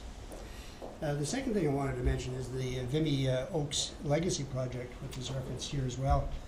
And at that same gathering, we were informed that one of those trees is coming to Athens and will be planted at the Cenotaph. And I'm not sure if it's in association with the SFDCI project or not, but anyway. So I guess my question now is, with regard to student well-being, and maybe this might address Trustee McDonald's concern, Where next? This isn't a mixed meeting. So I think I think where we're going systemically is we're looking at our responses across the board, and you know the Tell Them For Me data is something which we do use as a bit of as a marker, helps us plan going forward. You know, we've as a system, we've done a lot of training with our staff, specifically on student wellness initiatives, and as well as engagement initiatives, which when it comes to ways of engaging the curriculum in more innovative ways. Certainly from a technology standpoint, I think we've made good strides in that as well. I think where we're going next is a higher level of precision when it comes to what we do on a site-by-site basis, as well as giving people the opportunities to pilot certain things and then expanding that out through the system. So the initiatives shown by TIS here, and I use them as an example because what they're doing right here is they're piloting various initiatives, and then we're sharing them throughout the system and the board, as well as other schools are then sharing what they're doing from a wellness perspective as well. I think this is one of those things that's going to be an ongoing, it'll be an ongoing initiative. But I think that we have a wide array of strategies and interventions that we can put in place to try to increase student wellness as well as achievement.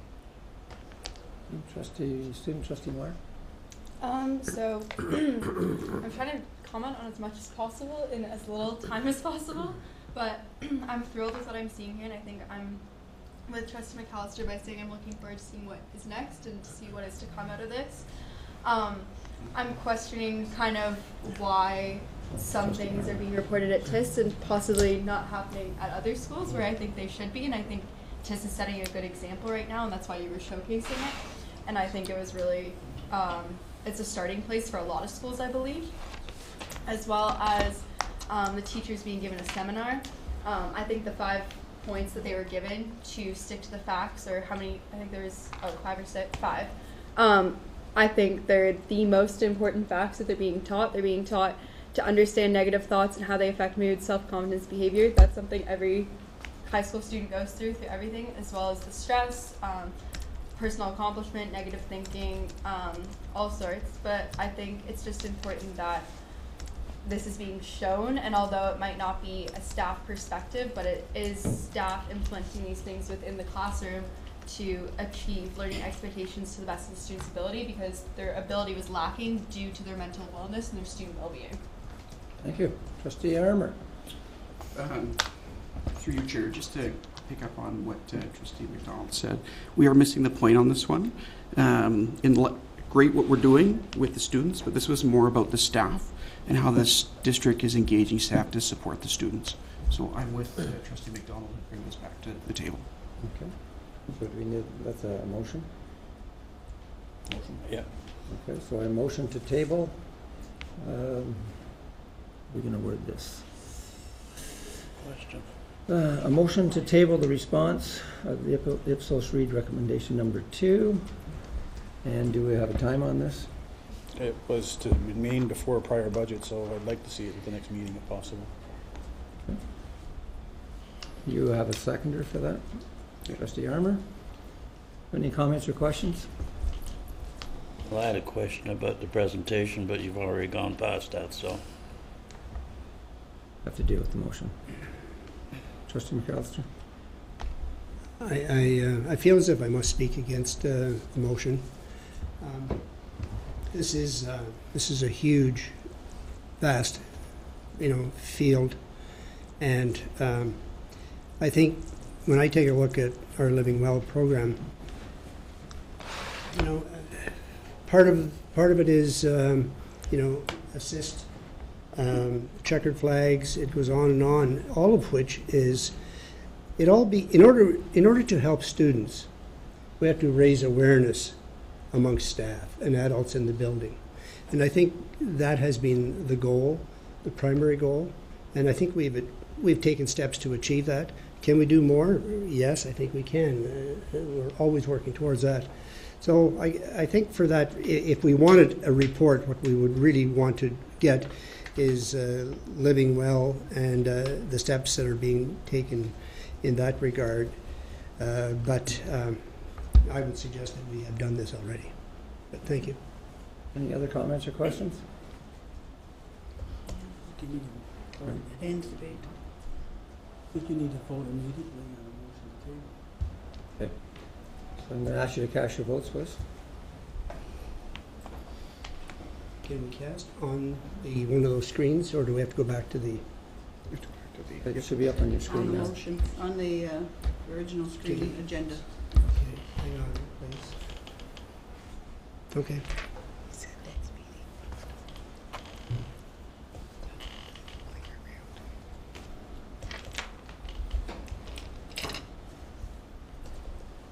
Okay, and that carries, so that will come forward to... Didn't get a chance to vote, but I'm voting against it, obviously. Thank you. Still carries. Thank you. Okay, moving on to, thank you very much, by the way, and to our gentlemen from, have they left? Oh, they just walked out. And there's still two. Thank them very much. Can I just pass that over to you and catch on to that one there? Okay.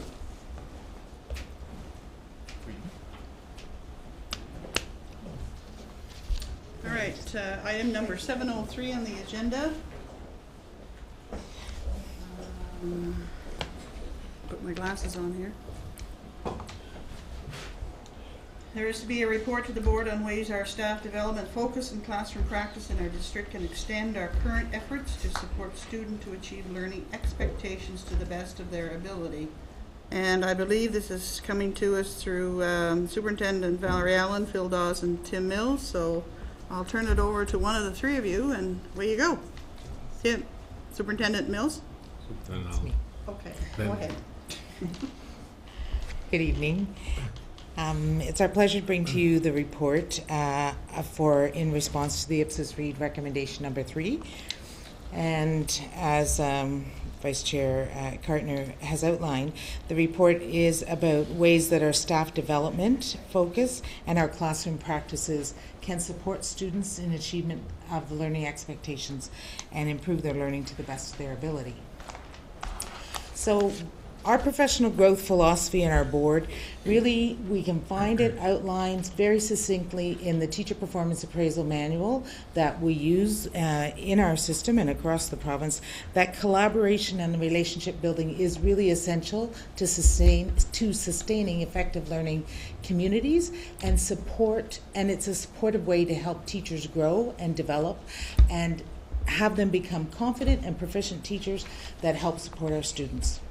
So that's our goal and that's our philosophy. And so then what's the evidence? Well, we know that our professional growth plan is having an impact when we can see the evidence of those practices and skills that are being implemented in our schools and on their students' desks and in the increased student achievement of our students.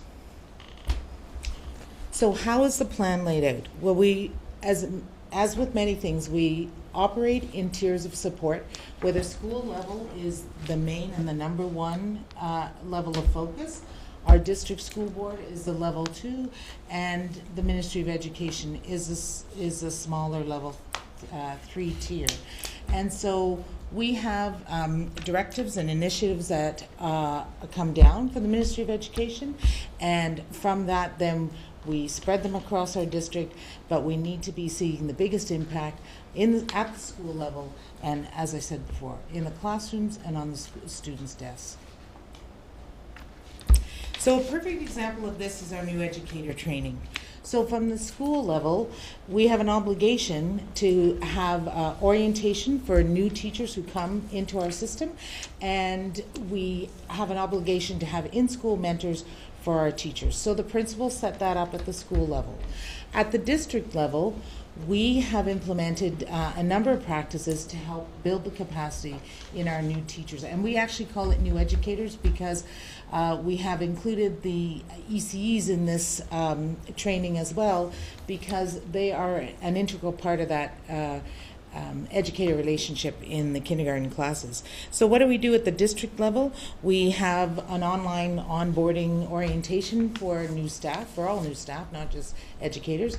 But we, for the new teachers and that sort of thing, we also offer a face-to-face August orientation to the board, and it's voluntary for new teachers to attend that.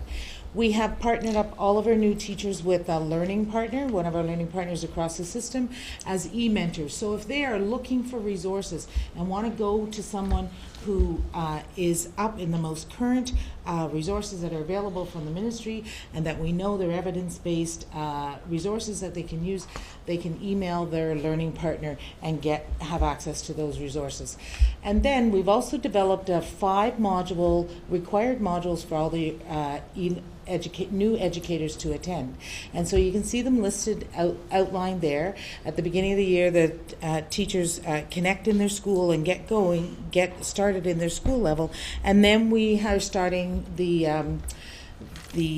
assessment modules, or the modules for the new educators. And this is a cyclical process. Next year it will be the same 5 modules. So if someone happens to be hired let's say halfway through and they've missed module 1 and 2, they can pick them up next year. And it's not that they're not doing assessment or classroom management and that sort of thing in their first year, but having that refresher and that training will definitely help them. The Ministry of Education helps us with the funding for the training modules as they're funded through GSNs in the mentoring NTIP part, new teacher educator programs, and also from the ministry, there's also a requirement where we give NTIP notification so that it can be recorded on a successful completion can be noted on the Ontario Teacher's Record Card for the teacher. So you can see how the tiers work just in this one example. So in other tiers, our biggest tier, and you've heard many conversations about learning teams in our schools, and that is one of our biggest professional development strategies. Every school has a literacy and a numeracy learning team. The expectation is that they meet half a day a month. The goals there are that the educators learn from each other. They establish that self and welcoming environment that allows for open and honest dialogue about their teaching practices. It allows them to deepen their understanding of literacy and numeracy, and it helps them to develop those skills about teaching and learning in math and literacy with a focus K-12.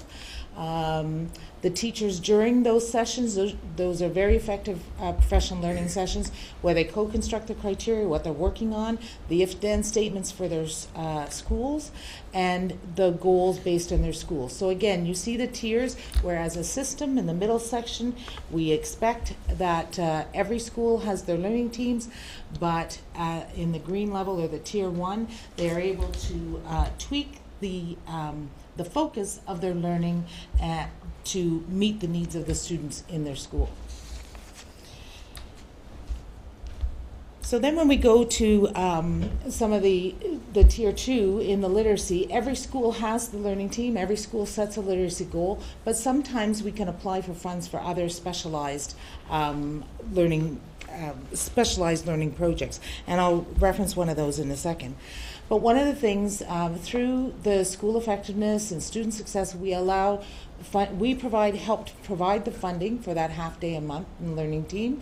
The schools have the flexibility to decide the size of their learning teams and the makeup of learning teams, although they must have the literacy and numeracy one. But many schools have also been able to supplement through their own school budget to accommodate more people, or perhaps a different focus that many of our elementary schools, in addition to their literacy and numeracy teams, also have kindergarten-focused teams and French-focused teams. So an example of a literacy project that would be at a tier 3 and 2 level is the gap in literacy 7 to 10. This is a This was a project that the Student Success Branch last June said boards could apply for funding to initiate a project that was targeted with focused support on grades 7, 8, and 9 students who require extra literacy support. And it was to be used as a collaborative inquiry, so same sort of process that we use with our learning team to enhance that learning. So part of the goals of that is that the teams will be analyzing their school data and their classroom data. There would be new learning for the educators as part of the project. There would be an action by the educator, and there would be monitoring and measurement for impact. So what we did to apply for this funding last June, we took a 5-year average of all the grade 9 applied scores and in literacy. We also looked at the grade 6 EQAO data. We looked at the EQAO attitudinal data. We took the number of IPRCs that the schools had in grade 7 and 8 and 9 and 10 and looked at that as a percentage of their population. We looked at the pass rates for the English in grade 9 and 10 and the math in grade 9 and 10. And at the end of all that, we came up with we listed all of our 7 to 10 schools in tiered list and came up with the top 8 that were demonstrated to be the most needy schools in need of extra literacy support with a focus on 9 and 10. And so we started with that wave of schools this round in the fall, and then actually it was going so well that we added 5 more schools on after that. Part of this project is we have to report back. In January, we had a report back with the ministry. They called to assess what we were doing and how we were doing it. One of I think the important factors of this, even though this is a specialized project, it still fits in with our BIPSA, our Board Improvement Plan, where we focus on literacy. But what it does is it's going deeper in schools that have the most need. So their literacy project 7 to 10 happens as part of their literacy learning team. So it helps them really focus into that, the learning at that time. And it also helps us as a system. We brought training to the schools in really effective literacy practices for 7 and 10. And as I said, the funding from this comes from a Student Success CPO and also some of their literacy team funds. The Math Study Days you're fairly familiar with because I have presented on it before, but I think the key points here is that for this school year, it's new forms of support for all schools. All schools get access to the Math Study Days. Schools who have been identified as needing increased support in math or intensive support in math get a second round of that helping, and they also get access on a weekly basis to a learning partner who goes in and co-teaches and co-plans with teachers right in the schools, right in the classrooms, and develops those skills. And one of the things that has been a real focus this year is our Leading and Learning calendar, so all schools know that on the green days, everybody across our system is focused on math, and on the pink days, the schools that need increased or intense support get that second helping of that math. And then what happens back at the school is the biggest part of the process. So our goals are to develop teacher fluency and their capacity in math instruction. And our administrators and our teachers working alongside each other in schools. That's part of the learning team. But from learning team to learning team and to Math Study Day to Math Study Day, there's work that is to happen, and they're to bring back evidence. All of our staff are to bring back evidence to the next session. When we're at the session, sometimes participants sit as table groups with their school, and then there's many also opportunities where we divide them out so they can go and connect or carry out activities with other primary teachers or other junior teachers or intermediate teachers, so they can see what's happening in other schools right across the district. We do have participation in a number of other initiatives in math, assessment in math and EOSDN math training. These are both specialized projects where we're offered funding and support through other ministry avenues to support our math learning. But again, one of the big pieces of that, it's not a different process. It's going deeper in the same work. So it really, when we chose schools to participate in both of these projects, we chose the schools that were increased support or intense support so that they could continue to go deeper into their work. Again, there are ministry reporting requirements with both of those, which are separate from our usual EPO grants. Our professional development for teachers in French, we do have that commitment board-wide to develop our French teachers, and we use math study days to do this. We focus by grade level, and it rotates from year to year. So 2 years ago, it was intermediate, 7 to 10. This past year, it was primary junior, and this year it's K to 2. All French teachers in a families of schools model have the opportunity to participate. So it's everyone has the access to the training. The presenters are a combination of system staff, principals, and current classroom teachers. So it's very relevant learning. It's a very interactive process where, again, when they go, there's 3 study days. So when they go from one study day to the next, they are able to bring their learning from the in-between work back to the study day. And they are making connections with other educators right across our system. And we're able to bring expertise in from the learning from across our region through the leadership of the system principals. All of K to 3 FSL teachers have been released to participate in that. This year we had we sort of had a double start approach, I'll say, to it, because in day 1 we were focusing on kindergarten, so we released the early childhood educators and the kindergarten teachers first, because not all of them, they have a new curriculum this year, so we wanted to start to make sure that they were on the same level playing field as from the information that was learned last year. And then for day 2 and day 3, it was all kindergarten teachers from K to 3 who teach French. And some of the things they have been studying about is going deeper into the CEFR, looking at the various approaches to language instruction, oral language, the oral language continuum, and actually also developing some work in math talks in French, because the French program is based on an oral program, and the math talks also promote that. So where does the funding come from for these study days? It comes from a mix of both GSN money as well as EPO grants that we receive to build teacher capacity building in French. In kindergarten, as I said, we had a new curriculum released. It was released in the beginning of the summer and being implemented this fall, and also a new growing success addendum for kindergarten. So there was required training, or there is required training for both principals and classroom staff. So we, again, did a 3-tiered approach. So we started with the principals. They attended ministry sessions last year and brought that learning back to all principals, sort of as an overview.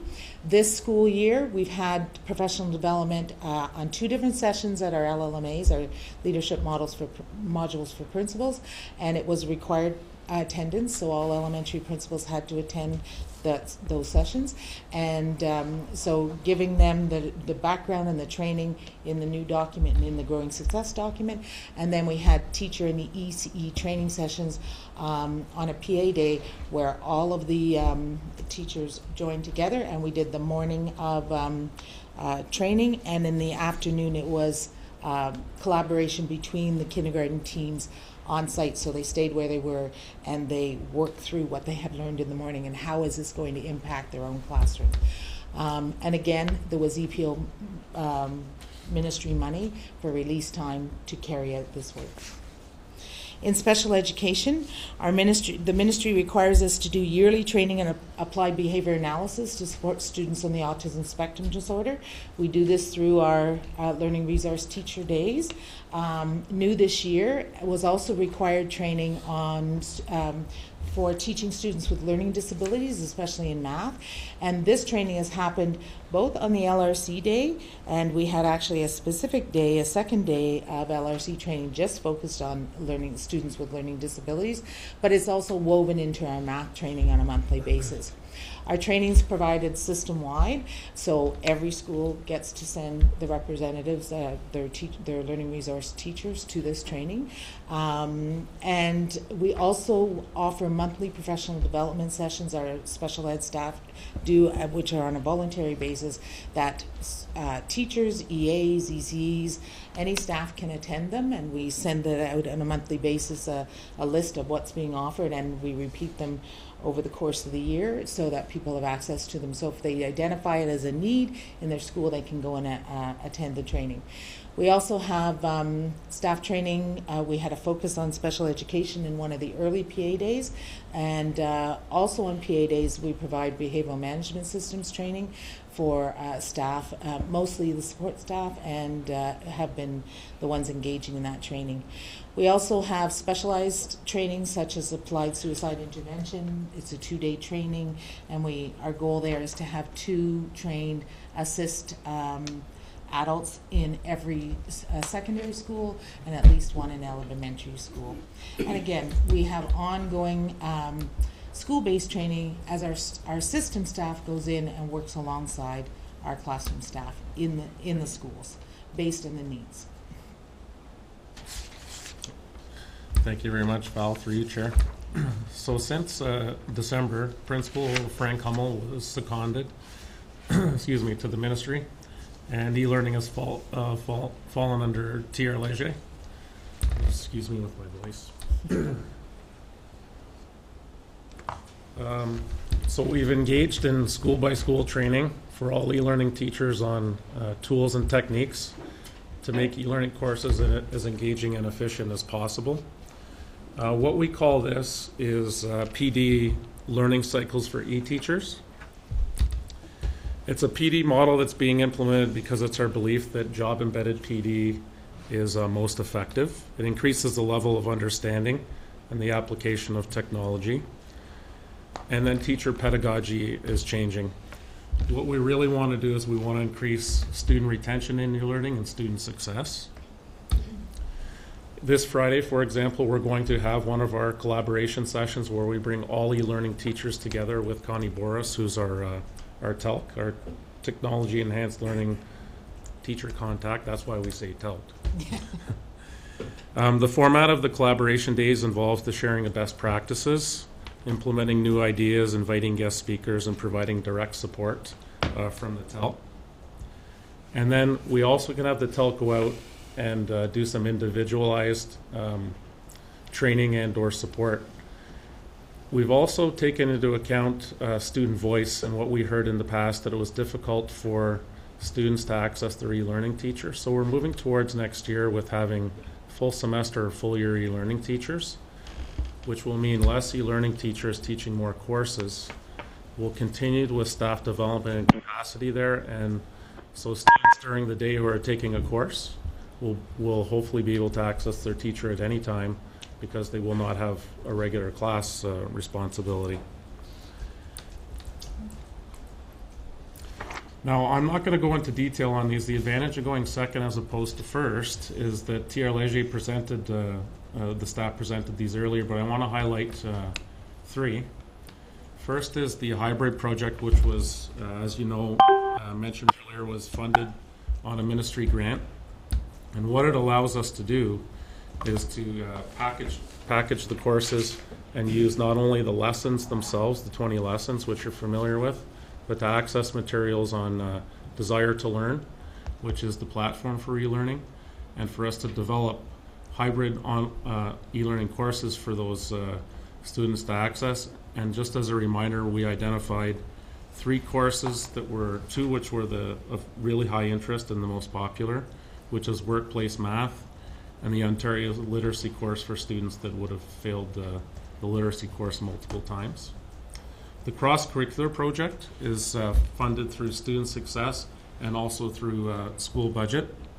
And again, as Principal McInnes had noted earlier this evening, PLAR is our most successful program in terms of students coming back, getting recognition for up to 26 credits, and then only having to take 4 more. What we found is when we can package the expectations, we can get more students across the line. So I'll note that we're already projected well above our graduation rate for next year, of which PLAR is a big part of that. I was at the Prescott campus yesterday, and we're projecting double the number of graduates there, for example, than the previous year. So our professional learning is resulting in better student outcomes and better student success. Just on the non-credit side, which wasn't expanded on earlier, and there's a huge part of that at TR. So in terms of professional learning, all our literacy basic skills are LBS instructors. Took part in professional development through the Ottawa Community Coalition for Literacy, which is our support network. And we've also held 2 other PD sessions throughout the year with that staff. We've had ongoing PD around the implementation of portfolio-based language assessment, and that's for our newcomers. You've probably heard of our LINK program, Language Instruction for Newcomers to Canada. And it's now in the final stages of implementation, and that's mandated through Immigration, Refugees, Citizenship Canada, and Ministry of Citizenship and Immigration. Updates to language assessment PD were provided through distance because we have so many sites, via webinar to our assessors, and a new assessor was trained in Toronto to perform the CLB, or the Canadian Language Benchmark Assessments. And we've delivered PD through our childminding monitoring advisory system in webinars and online video training as well, particularly for refugee families and more specifically for Syrian refugees. I mentioned earlier that we're going to have the e-learning collaboration on Friday, and I'd like to also end by noting that the great work that Val and her team has done within the program department, it allows us as family of school superintendents to go out to schools and use this as a guide to see what they're actually doing with their professional learning teams in literacy and numeracy. As school superintendents, we can ask questions and be prepared to go in. How does this relate to your SIPSA? How is this improving student learning? What are you doing in terms of professional learning and professional development? Not only for what staff get to go to, you've seen it's a long list, what staff get to go to every week, but also what they get to bring back to the school and develop as a school team inside as well. So how do we know we're making a difference? We do collect data in many different ways. One is through quantitative data. We are monitoring credit accumulation, and as a team of family schools SOs, and we are definitely looking at that and looking at interventions for that. Report card marks we monitor, EQAO, and you've seen that in the school presentations. School tracking of student progress. We really encourage schools to have student profiles and that helps us with those students of mystery who sometimes are achieving and sometimes are not. So that's a strong piece that we want the schools to be doing on a continual basis so they know exactly where their students are at. And as part of the renewed math strategy, we also have a provincial recording, I guess, or tracking that we have to report back to the ministry on our grade 9 math marks. And the most recent results from semester 1 was a definite improvement in our math achievement from what we anticipated at the beginning of the year. We also have qualitative data. So in our renewed math strategy, we've done surveys. We did pre-surveys with both staff and students were able to take part in that, and we will do a post-survey to look at that feedback. We also do those on mini sessions. For example, in the new educator training, almost every session we have a survey about what did you learn, what do you need more of, so that we can be responsive to what they're telling us is their need, because they're the teachers in the classrooms. We have feedback from many of our sessions and from learning team tables. They're providing feedback back to their school administrators. We, as as in Families of Schools, when we go to our Family of Schools meeting every second month, we do learning walks where we walk around the classroom. We're looking for the evidence of the professional learning that's been taking place, and it allows administrators from other schools to see what other schools are doing, and then they, more importantly, is then when they get together, it's that rich discussion around that. And of course, the student voice is so important, talking to the students and finding out, so how's this helping you? What can we do differently in our instruction? So that is our approach and our an overview of the professional development that's happening across our board at this time. Thank you very much. I'm going to open up to comments or questions. Mr. McDonald? So the staff development that you're doing right now, is this meant to be a continuation on an annual basis? Okay, but let me expand on that. But let me expand before you go there. Yes. So you're going to deliver the same thing every year, or you're going to deliver new things from year to year? Through you, Chair. Our approach is the frame is the same. The BIPSA, the Board Improvement Plan, and the School Improvement Plans, they are framed. They'll be responsive to our strategic plan from the board, but what happens within the frames can change every year. So if I go back to the new educator training, those headings are quite broad: literacy, numeracy, special ed, assessment, but what happens within them can be tweaked and changed every year, similar to what we do in the French, where every year it's a little different and a little more. And sometimes we did it this year with the kindergarten.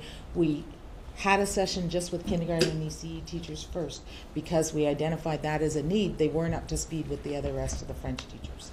And then we had the next two sessions. Okay. Tim has an answer.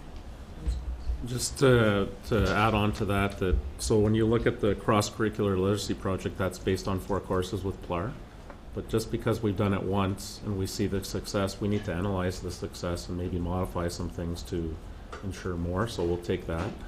When you look at the hybrid learning that was highlighted earlier by TR, it was 3 courses, and our intention is to develop more of that, right? So it's not going to stop. And I would also mention on the e-learning side that as we move from teachers that are in the classroom and e-learning, and next year try to have as many full-time e-learning teachers as possible, we need to look at how that goes next year and analyze that to determine how we're going to move forward with our professional learning. So it's always a data scan, analyze it, see how it's gone, and then move forward from there. Follow up, Mr. Chair. Thank you. So I guess to that point is it's important that you build on it, but what my concern is, and I think you said it like all kindergartens and all certain teachers, but there is some transiency associated to our staff, right? One year they teach kindergarten, next year they teach grade 6, or whatever the movement might be.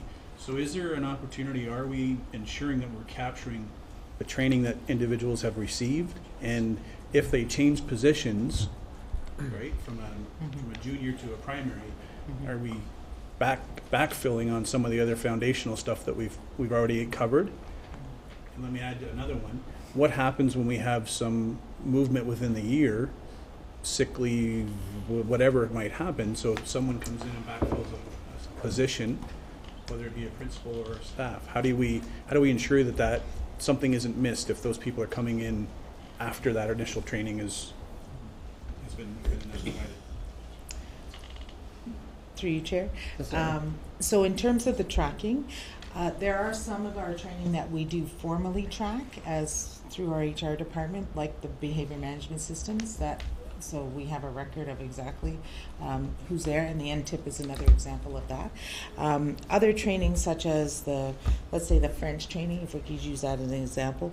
Part of the model of the structure that we have is that, first of all, by building the capacity of a whole sector within the school already raises the level of instruction. And our other piece of the model of having learning partners going out into the schools, there is that constant connection with system staff, and they are able to help us identify that, perhaps there's more growth needed there.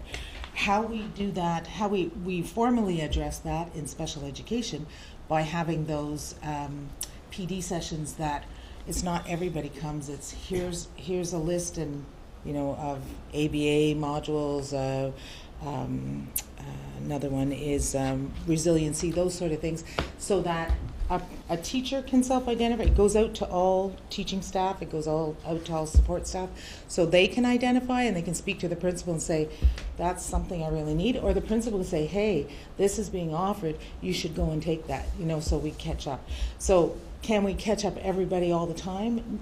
It has to be a bit of a reciprocal where they have to say, I'm missing something or I need something. And we also, in our leadership days, our learning days, we also do, for example, the French training, we did a session at 2 different LLMAs for the principals to let them know this is the training that your French teachers are getting when they go out for the sessions. So they are really crystal clear in what's happening, and so then if they realize the teacher is missing it, they can reach back to us, and we're happy to. So we're trying to do it on multiple tiers. Director, you want to jump in there? Thank you, Mr. Chair. Through you, what I hear from the question is about how do we keep pace with knowing that we have a very flexible workforce where people's assignments can change based on seniority and bumping and leaves of absences that create some challenges to realizing the benefits from that training. So there is really 2 types of elements there. We have initiated training, which some examples you heard this evening, and we have refresh training, which is in cycles. Both the Ministry of Education and in-house, we do circle back when we see a need to refresh. And examples of what that refresh is student achievement results, the in-house assessments that schools do, as well as the provincial assessments, which and many of our school presentations you've heard this year, Mr. Chair, we hear about where schools need to circle back because there hasn't been the mastery, and we have to ask the question, is that because the staff has changed and we don't have the same critical mass that we had at the front end when we did initiated training. So we do have both. We are going to different models of training as well that helps us to do the refresh, which includes online and video resources. And we also know from our own experience where we have this enhanced training that we're doing for math this year, that we'll have to approach it differently when we look at the fact that there's going to be people that change and shift in those positions in all of our schools. Thank you. Trustee McAllister. In light of some of the results of the Ipsos Reid survey, I think Superintendent Mills and Alan, you certainly have succeeded in outlining the strategies that our staff development is extending to support students and their achievement. And that achievement, of course, involves the 90% graduation rate, the credit completion, closing the gap, assessment and evaluation. One of this is my question. I'm concerned about pace. I have 2 questions, but I'm concerned about pace, which the director referred to. Is there a correlation between the pressures within a secondary school on staff to professionally develop themselves and to get students over the line and their wellness? The teacher wellness? Through you, Chair. Sure. Yep. I didn't know if you wanted to start. Go ahead. Sorry. Director, you're deferring it. Director, you go ahead. Yes. So, Mr. Chair, I'd like to begin in response to the question, which is a teacher's sense of efficacy, their sense that they know they can do their job, comes with the confidence that comes out of training. So we would maintain that not having the opportunity and the exposure to engage in the training actually creates less confidence and less clarity in your work. And I think that would certainly be moving towards a position of lack of confidence and lack of a sense of accomplishment that you're doing what you should be doing with the new way that's being done with the tools that are out there. There is certainly a good question in what does it mean to have intervals within those trainings so you can actually digest what happened, apply it, and then see what it means to engage the work differently once you've figured out how are students responding to that new work, that new technique or that new information.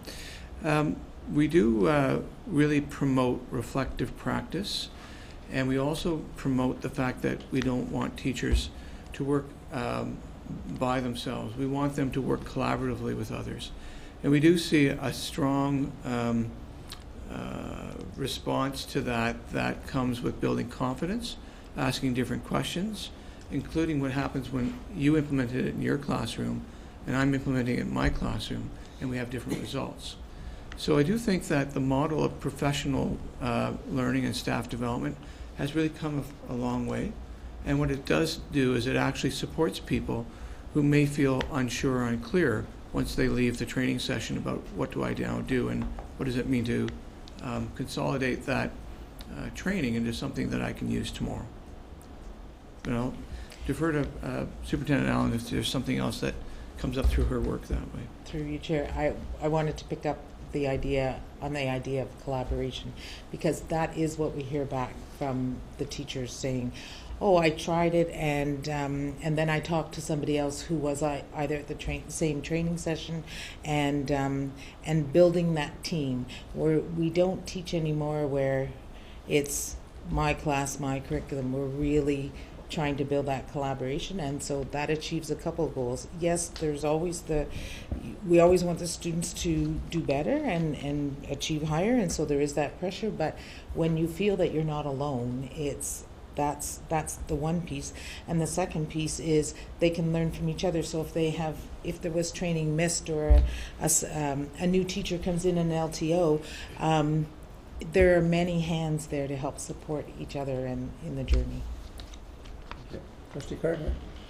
You answered part of this before, but a lot of the training that you're doing is in modules, and you do that for the new teachers. The other training that you're doing, do you keep those modules so that if we have someone come in partway through the year, they can access those actual teaching modules and then realize from that whether they need more help or not? Through you, Chair, for the math, I'll use the math as an example. All of it is available. We have a shared drive that all the superintendents, all the teachers that attend, yes, they can go and they can get any of the handouts, any of the resources. The same with the French. So yes, and we are looking to extend. We have gone into that foray a little bit with special ed in particular, but using video to film some of the units, like for example on the autism, and so people are able to reach back to it. And in actual fact, our ministry resources, we have there's something called EduGains where teachers can go and get incredible resources there and learn step by step about instruction and teaching. So. Trustee McDonald and then Trustee McAllister. I just wanted to pick up on some of those pieces. So when you're delivering some of those sessions, are we recording them, saving them so others can look at it later? And are we developing things like, quick FAQs, job aids, tools, so that later on they can go up to a site and say, if here's the situation, here are the 3 things or 4 things that they talked about. And then it at least allows for collaboration within the environment. And then I guess the third piece to that is we have what's called Ask HR.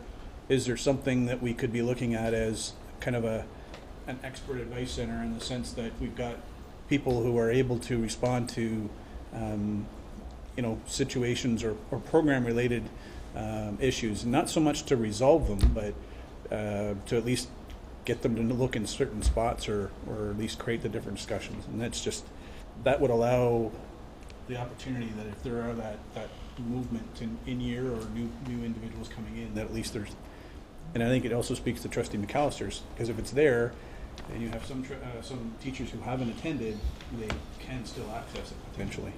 Yeah. Thank you. Trustee McAllister. I have a question for Superintendent Mills concerning e-learning. I must have missed the memo. I didn't know e-learning was now the responsibility or the domain of TR Leisure, but nevertheless.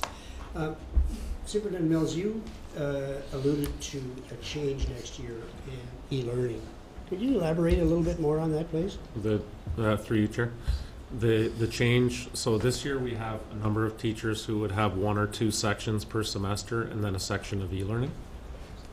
And the student voice and the feedback we got back both from many parents through Student Senate as well as from teachers is that when we have a 4-period day and a 5-period day in one school or another and a start time of 8 o'clock and another start time of 9:10 and a tumbling timetable, the teacher who is delivering the learning course may not be available to answer a student for 3 hours, 4 hours, or throughout the full day, depending on that. So for next year, we've packaged where it'll, for as much as possible, an e-learning teacher will have full e-learning responsibilities, either full semester or we have a few that are a full year. On that, what it allows us to do then is respond to students when they're doing their work through the teachers. Also, it's professional in terms of professional learning. The number of teachers that we're going to develop their capacity is less. It's also when we have the school principal has the responsibility for supervision of the teacher, but through Sandy and Laura Oliver, who've taken responsibility, and Connie Boros, the TELC, they can go out in the field and they have less teachers to work with. So more to come on that. We'll give you a response as to whether we feel that's worked better, but we feel it will. Okay. Thank you for that explanation. Okay, thank you. Any other comments or questions? Seeing there are none, thank you very much for that report. Okay, moving on to the next is, we've been waiting all night long for this. Superintendent Nancy Barkley, we haven't heard from you all night, so that's a strange one. So we're going to turn this over to you to tell us all about the GSNs.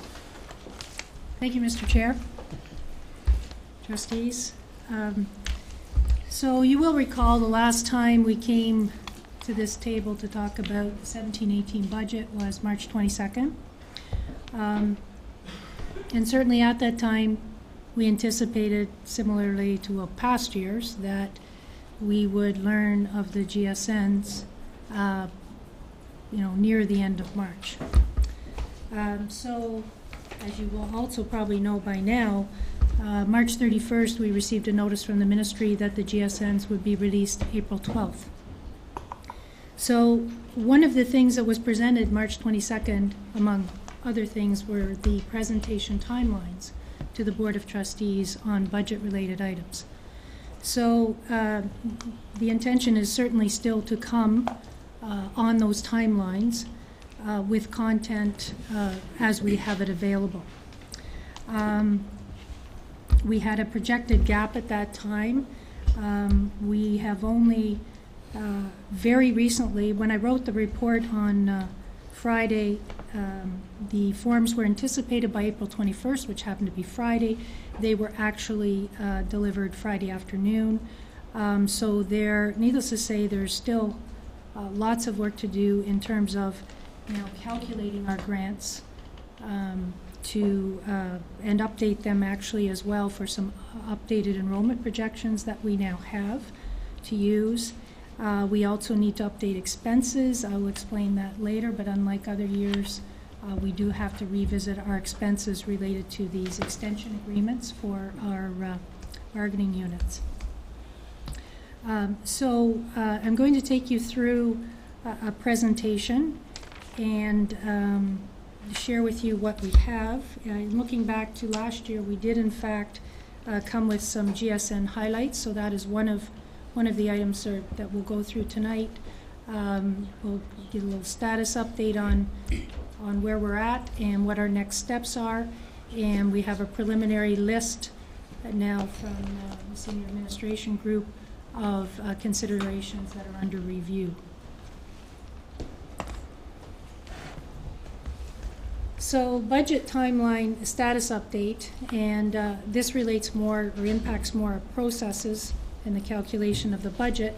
So just to put it in perspective, last year we learned of the GSNs March 24th. This year to almost 3 weeks later than last year, the GSNs were announced. Then the ministry forms, last year we received April 8th. As I said, we received them or had access to them last Friday afternoon, beginning last Friday afternoon. So that creates a challenge in terms of calculating the grants and having the time to make sure that everything is calculated and checked accurately. One of the things we are, a new issue that we're experiencing this year with the ministry financial system is particularly in relation to reports that we pull off related to the GSNs. This is resulting in staff having to do piecemeal work and some inefficiencies. We've been in contact with the ministry. They are aware of the issue and they are working to resolve it. And the labor extension agreements, of course, we didn't have those last year at this time. We had all the final ones April 12th, or the final group April 12th. The extra impact that has on the 17-18 budget is, although Michael and team calculated or estimated salaries and benefits as an example for determination of our preliminary estimate of the budget gap, because of the new agreements and because the funding, which is a good thing, the funding is in the GSNs for those negotiated agreements. We now have to go back and, of course, make sure that we have those changes reflected in the expenses. And some of them are, of course, salary increases, which, of course, impacts benefits that are dependent upon the salary level. But also there are some other items in there that will require, and this is ongoing, some interpretation and some analysis of some amounts that are in there, which are also estimates, and what are the actual amounts for Upper Canada, and how are those allocated among the different lines or different employee groups, how are they to be used. So moving to the grants for student needs.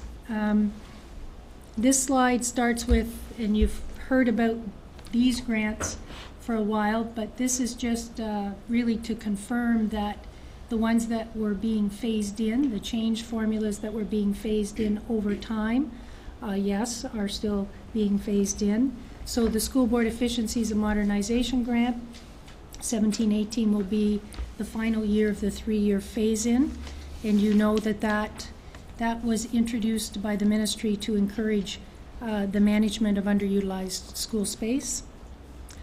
Special education, specifically formerly the high needs amount, the differentiated special education needs amount, 17-18 again, the final year of the 4-year phase-in. And again, those are amounts that still need to be calculated and confirmed. We believe we had pretty good estimates when we presented them last time, but now we'll firm up those numbers. Board Administration and Governance Grant, final year of the 4-year phase-in of that formula change. ESL is impacted by the more up-to-date census data. There's a minimal impact on that grant. It's a table amount, but that's another one that we're in the midst of being phased in, and that was anticipated. New name for our former First Nations, Métis, and Inuit supplement, now called the Indigenous Education Grant. Year 2 of a 3-year phase-in of the census data there. And of course, we have our continued reduction of the benefit funding benchmarks. We're moving into year 6 of that, where over time the ministry is reducing our benchmarks for those gratuities, because as you know, we are funding those over time in-house. Some of the other GSN announcements, the labor agreement updates. So in the funding, there is a 1.5% increase in salary benchmarks for our teaching and non-teaching staff. That excludes principals and vice principals because they had a pre-existing agreement to August 31st, 2018. But there is funding in the GSNs for that, just in another amount, another table amount, in another spot in the GSNs.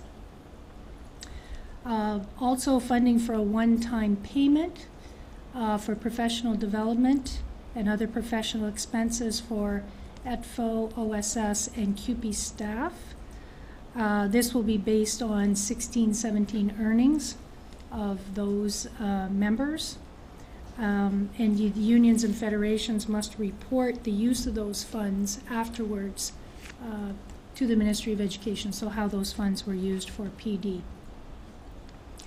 The next bullet, local priorities funding, may be the one that, at least from a finance perspective, is going to take the most amount of time to kind of interpret and understand. Has many components in it. So therefore the impact, of course, still to be determined here. But the wording is to address a variety of local education issues, including PD, staffing supports associated with special education, at-risk students, adult education, and other school-based staffing. So we need to delve into that further. It's called local priorities, and some trustees will recall years ago we had something called local priorities. This local priorities funding would appear to be much more restricted than that former amount that we used to call our flexibility. Employee health, life, and dental benefits. In the GSN, there is further investment by the government really for inflation protection or increases to base funding for the provincial health trusts. And those will be table amounts that will be shared with us.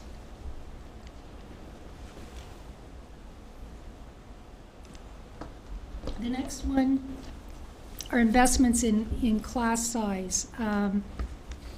The first one relating to full-day kindergarten. So the ministry really is investing dollars to help boards meet average class sizes and class size caps. At least 90% of FDK classes must now be at 30 or fewer students, and then if it goes beyond that, up to including 32, then there are exceptions that apply. I won't delve into the details of that. To date, Upper Canada, this is not an issue for us. Not to say that it couldn't be in the future, but it's not really applicable to us at this point.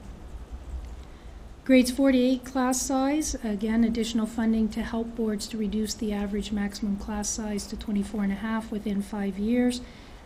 That's the level we're at right now in 16-17, and that's what we're planning for 17-18. Getting into some of the facility grants. School condition improvement, which we've seen before, so it's continuing into 17-18. For us, about $17 million. There's also a new greenhouse gas reduction fund that is part of the school condition improvement funding, $4.2 million for Upper Canada. So really, you would add those two together, about $21.2 million for school condition improvement for the board for 17-18. You'll see the greenhouse gas reduction initiative will run from April 2017, this month, to March 2018. School renewal allocation, just the way we've phrased this slide, I just want to clarify. When we say additional funding, $657,560, what that means is incremental to the regular school renewal pot of funding that we typically receive, which is usually around $7 million. And you might recall that in this year, for 16-17, there was an announcement near the end of the year, in the spring I think it was, and we were encouraged to spend it in the summer. But regardless, it may be deferred if it's unused to the following year. So all of that to say that in 17-18, there is an incremental amount again. Also, what we've seen in past years, a 2% increase in the non-staff portion for our school operations allocation benchmark to support higher commodity prices. So presumably our costs will go up as well, and that funding will be needed. School Foundation grant, we're starting a new phase in with another change to the School Foundation grant. So 17-18 will be the first year of a 4-year phase in related to an updated campus definition of a school.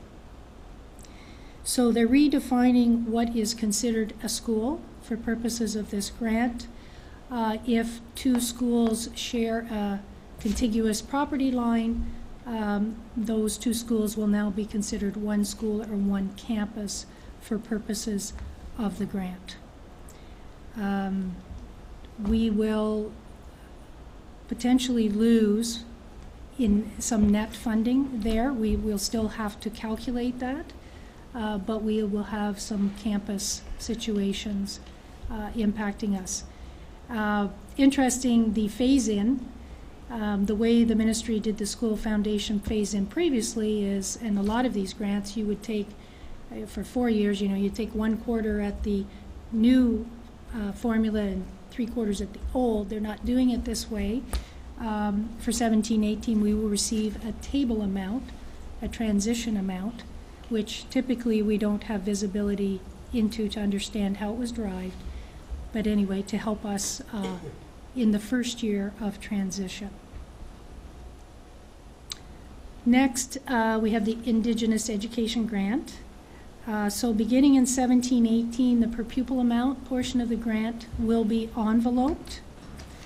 That's about $700,000 of the grant. Or in 16-17, that was $700,000. So 17-18 still to be determined. The second bullet says each board must allocate at least 1 FTE towards a dedicated Indigenous education lead. As the ministry does, they put this in the memo, and you have to sift through and understand that that's not really new. The enveloping part on the per pupil amount is new, but the fact that we're to have 1 FTE is not new. And also any unspent dollars out of the funding for that FTE, because it's at a supervisory officer funding benchmark, has to be spent on the board action plan. Again, that is not new. Community use of schools, we'll receive a 3% increase in funding to support our operating costs for our after the instruction day use by community users. A new amount is the Human Resource Transition Supplement. This is funding to assist boards with implementing the extension agreements. We do know that amount. It is about $140,000. And as in other years, 2% cost update for transportation, but of course that is netted against any surplus that we might have in 16-17 this year.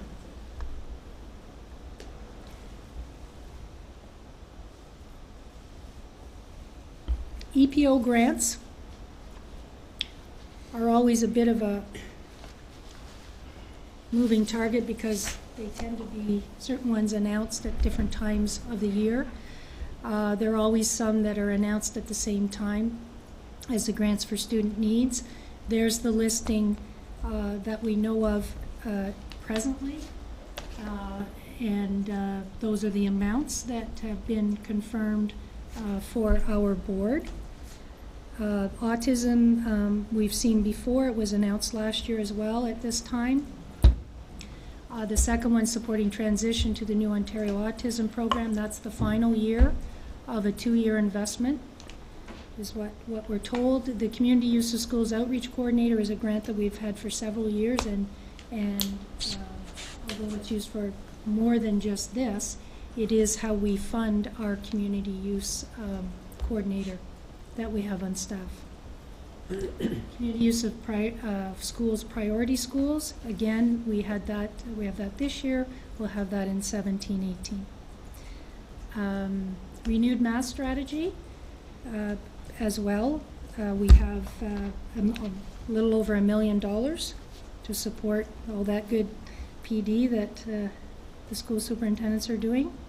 And well-being, safe, accepting, and healthy schools and mental health, $108,000, which is very, very close to what was received this year that we're in. So a total of almost $1.5 million. Last year at this time, with the GSNs, there was an announcement for us of about $2 million. However, there are still some EPOs that we believe are coming, but until we know for sure and what our amount is in particular, we don't want to tell you amounts because we don't know what they are. Okay? Okay, so the senior team has been talking for some time. We continue to meet on a regular basis to talk about budget in every, pretty well every executive council meeting that we have. So at this point in time, these are the budget improvement considerations that we're talking about, that we're reviewing and considering to bring forth when we ultimately bring the full list. So at this point, we're carrying on, striving towards closing the gap that we estimated, but we will be working hard in finance to get to a point where we can update that gap and be sure of what we're dealing with. So to start the list this year, we've started by categorizing by, you'll see, personnel, programs, and practices. So in the personnel category, we are reviewing staffing with respect for collective agreement obligations and with consideration to minimizing any impact on service. At this point, we are looking at about $135,000.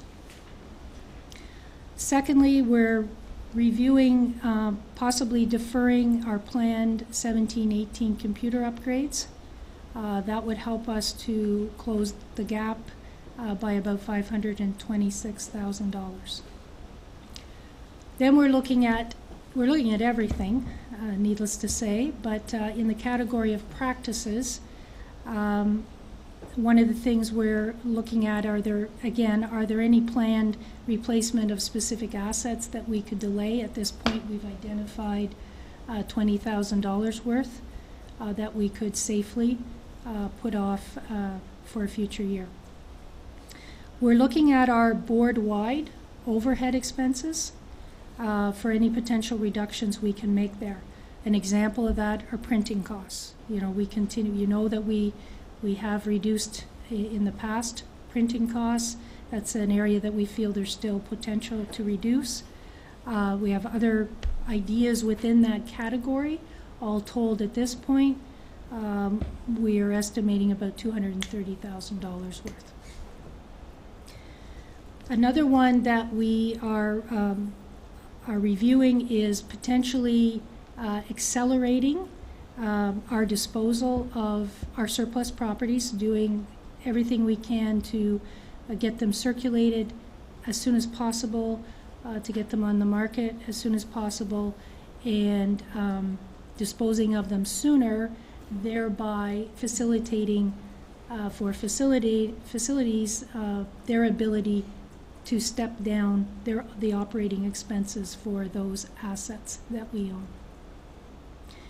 So as of today, that's the listing that we're reviewing as administration, and you'll see that it totals $1.1 million at this point.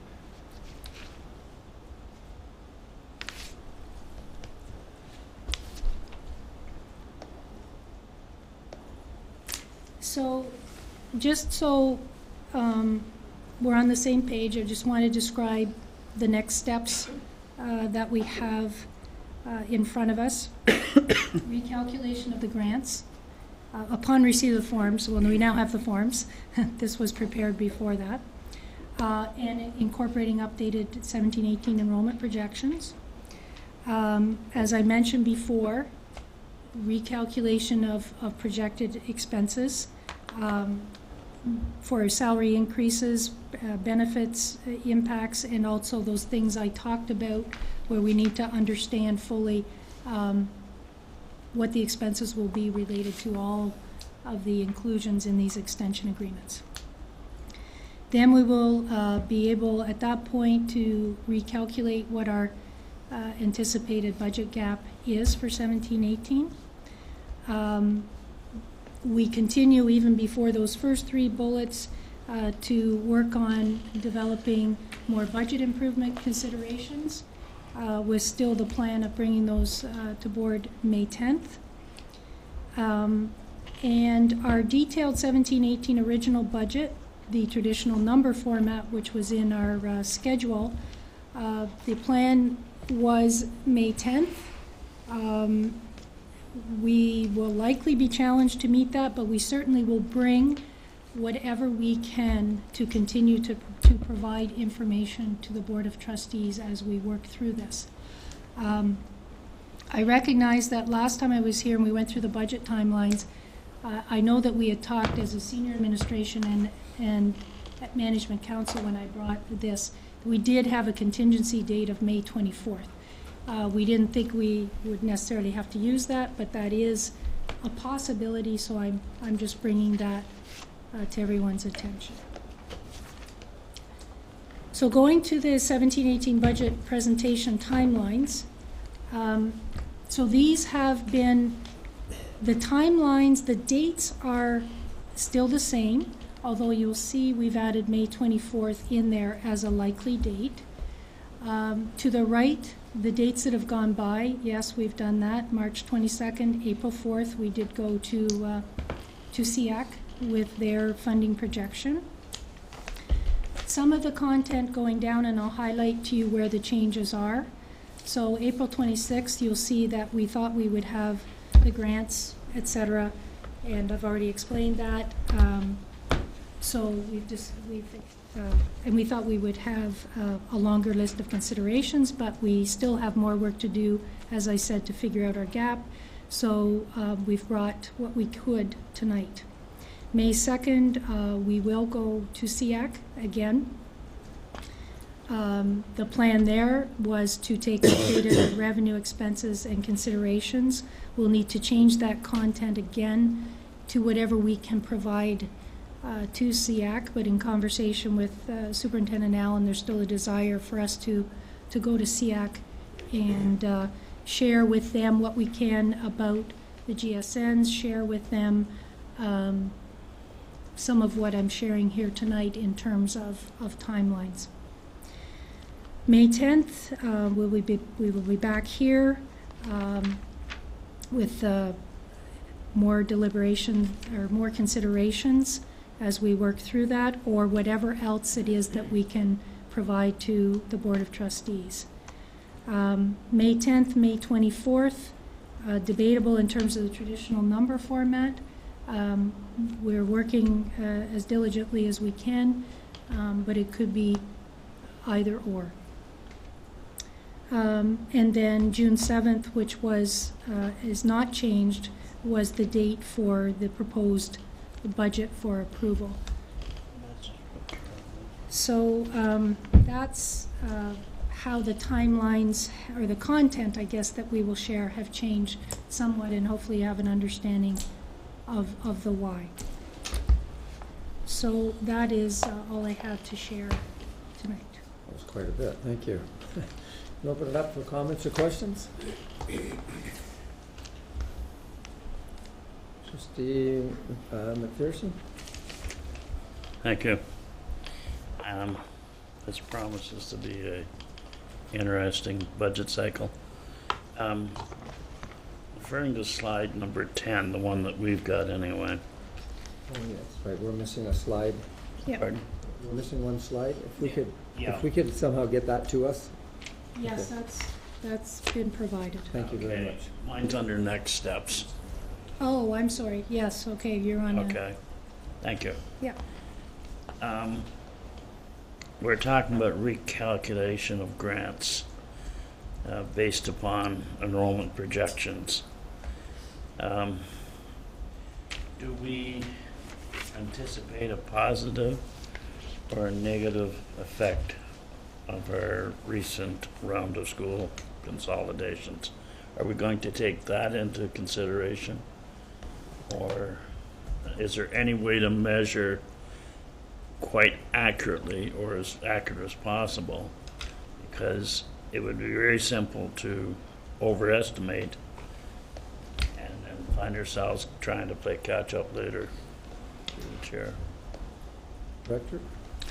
Mr. Chair, through you, it's an important question because we're trying to get very as close as we can to projecting the enrollment so that we know what grants we can expect. We do know that annually we lose approximately 200 students a year because of the enrollment at the front end of the program in kindergarten doesn't match our number of students leaving the system as part of finishing the K-12 journey.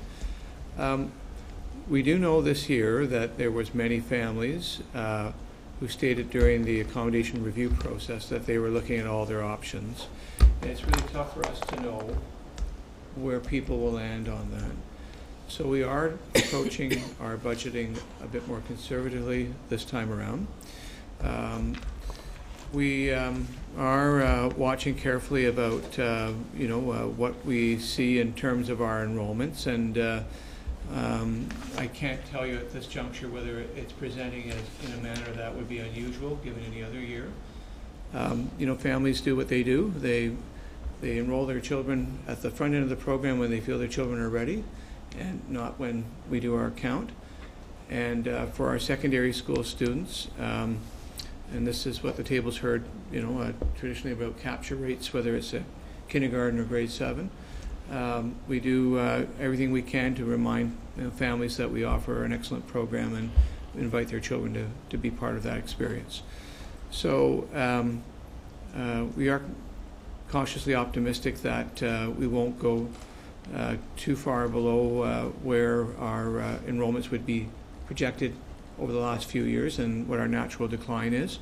But we do need to be mindful of what families have communicated to us, and we need to factor that into our calculations. Thank you. Through you, Chair? Yes, go ahead, Trustee Swan. I'd just like to ask, what are we doing to encourage people to come to our board? I know we were criticized in the past, about 4 years ago, because of all the advertising we did. Now there is little or none, other than a few signs up and a few ads or internet stuff. We are losing kids. I mean, it's been recognized by our fund through the PAR process, but what are we doing to attract people to our board now? I think Trustee Swan, I think that's certainly a good question, but it's not. It has nothing to do with the discussion item right now, which is really just the budget and the GSN. So I think that's a question we need to save for another time. But it's certainly an interesting question to ask, but not at this time.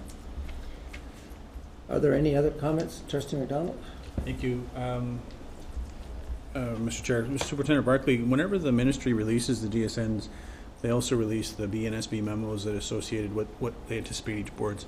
Is there a difference between what the ministry papers are saying the board's going to receive and what you've identified?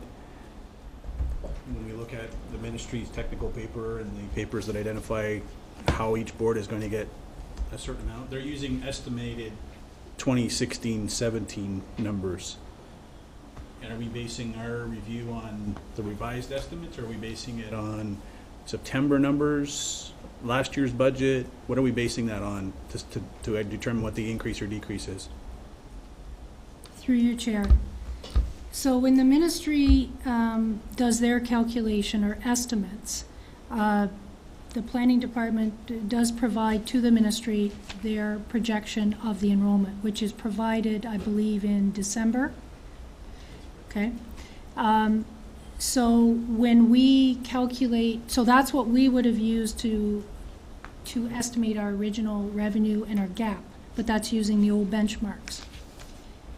If you look at the school information or school board profiles, you'll see the ministry compare 16-17 revised estimates to what they're projecting for 17-18. We've noticed some changes, a little bit of a change in the revised estimates numbers that they have there. An example being special education. We don't know why that's different. Again, we can't get into the transfer payment system, which is where we would find any adjustments. So we calculate our own once we get the forms and consider whatever is published by the ministry to be their estimate. When we do our grant calculations, we are using in-house, more up-to-date enrollment projections. The other thing is in those extended collective agreements, in reading those, and there's a note under every table with numbers in there that says these are estimates, and these may not be the final numbers for boards. So am I answering the question posed? No? Go ahead. You are. You're basically telling me that the numbers vary from one to the next, right? Because when you talked about an increase in one particular area, if we do the math on the sheet, the profile that the ministry is saying, it looks like a decrease that we're receiving in that area. So that's one that just jumped out at me right away. If I may, through you, Chair, this is one of the things with that those profiles, is that's looking at only one side of the equation. So it's looking at the funding. And when you have the benchmark increases and the salary increases, you see projected funding goes up versus the previous year. But a lot of that funding is in and out because their salary increases, which will then go out via payroll to staff. So it's an indicator, but it doesn't give you the whole picture. Yep. My confusion is that we're talking about GSNs, and I didn't think we were bringing in all the expense side of it, so that's why. Okay. If we look at GSN versus GSN, that's what I would see. Yeah, okay. My next question, Mr. Chair, is around the Learning Opportunities Grant, more specifically. And when we read through the Learning Opportunities Grant, the largest portion of the Learning Opportunities Grant is around demographic allocation in the GSNs. And that really comes down to the socioeconomic indicators of the schools that we have on the board. Is that something that we track or that the province tracks? How do they determine our funding? Yeah, it's, through your chair, it's tracked or determined by the province. And again, we have quite a few items or revenue grants that are like table amounts that we don't have visibility to know how they were calculated. So, not to get into the nitty-gritty of the specific numbers, but if they're tracking it on socioeconomic, it seems to be a little bit wide open as to, we have a lot of discretion, I guess is a better way to say it, on how we spend it, as long as we identify that it's used in that area. So are we identifying the spending associated to the Learning Opportunities Grant based on need as well, or are we just using it as a bulk sum of money and putting it into the system? Through you, Chair? Mm-hmm. So I think it was in 16-17 that the ministry required us, there's 6 of the 7 grants, I believe it is, that have to be, that are now enveloped, and they have to be spent on whatever the specific items are within the Learning Opportunities Grant. It used to be that it wasn't restricted like that, but now it is. But you have flexibility among the 6. And I don't think that's changed this year. Okay. That's okay for now? Yeah. Thank you. Any other comments or questions? Trustee McPherson? I don't know, it's a concern as much as a question. Yes. Traditionally, over the last couple of years, we have had a contingency fund, as well as we have also topped up the special education funding by, I'll say, $1.3 million a year for the last 2 budget cycles. Historically, most of the contingency fund ends up spent on special education, largely in the form of extra EAs and classroom support. So my concern, and I won't phrase it as a question, is that this budget is going to lack the flexibility to top up special education in the manner that we have done in the past 2 years. Very concerned about potential loss of a contingency fund. I don't believe we should come in with a flat budget, so to speak.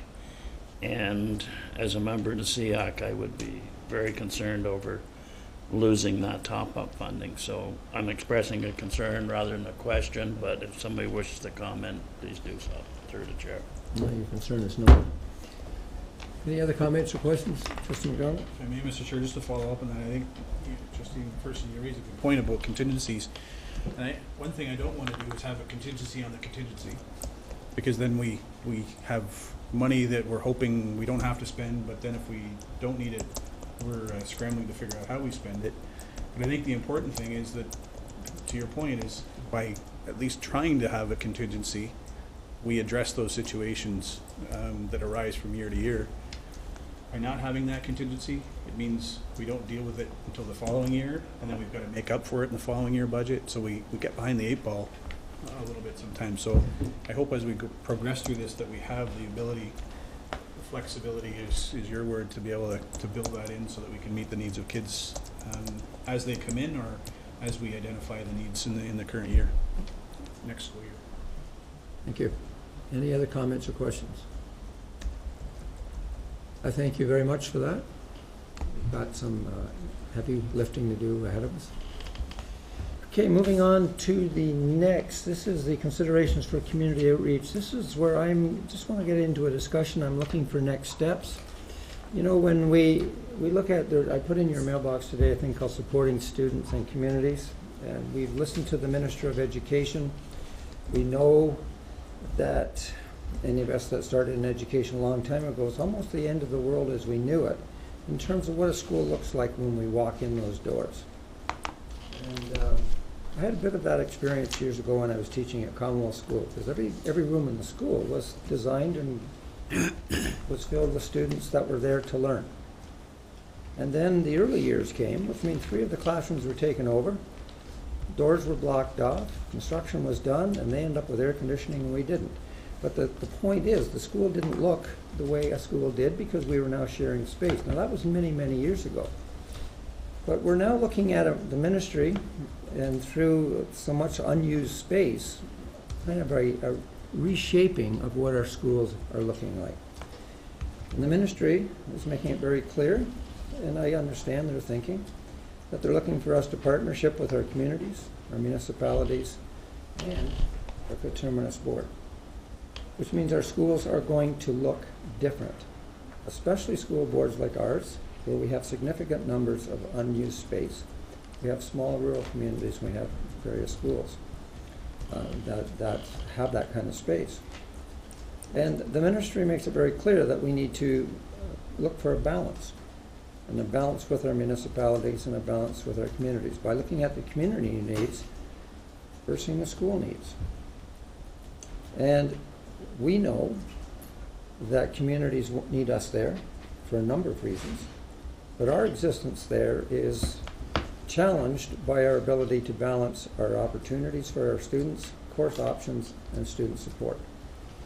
And when a school becomes too small to address the equity of the learning opportunities and the experience for all, then we have to make some tough decisions. Now, the ministry has made it very clear that we must engage in a process of collaboration and communication and cooperation with our communities and with our municipalities. And we have to do that by finding creative ways to fill up our schools. It creates a challenge for us because we're in the business of education. Now, just a little side note, I had a meeting just last week with a group called Every Kid, which is, Every Kid is a group in Leeds and Grenville, and it's made up of various community partners, or community groups and community partners, health unit and so on, that probably would like to engage in the community hub concept because they're looking for space in some of our rural communities to use our schools.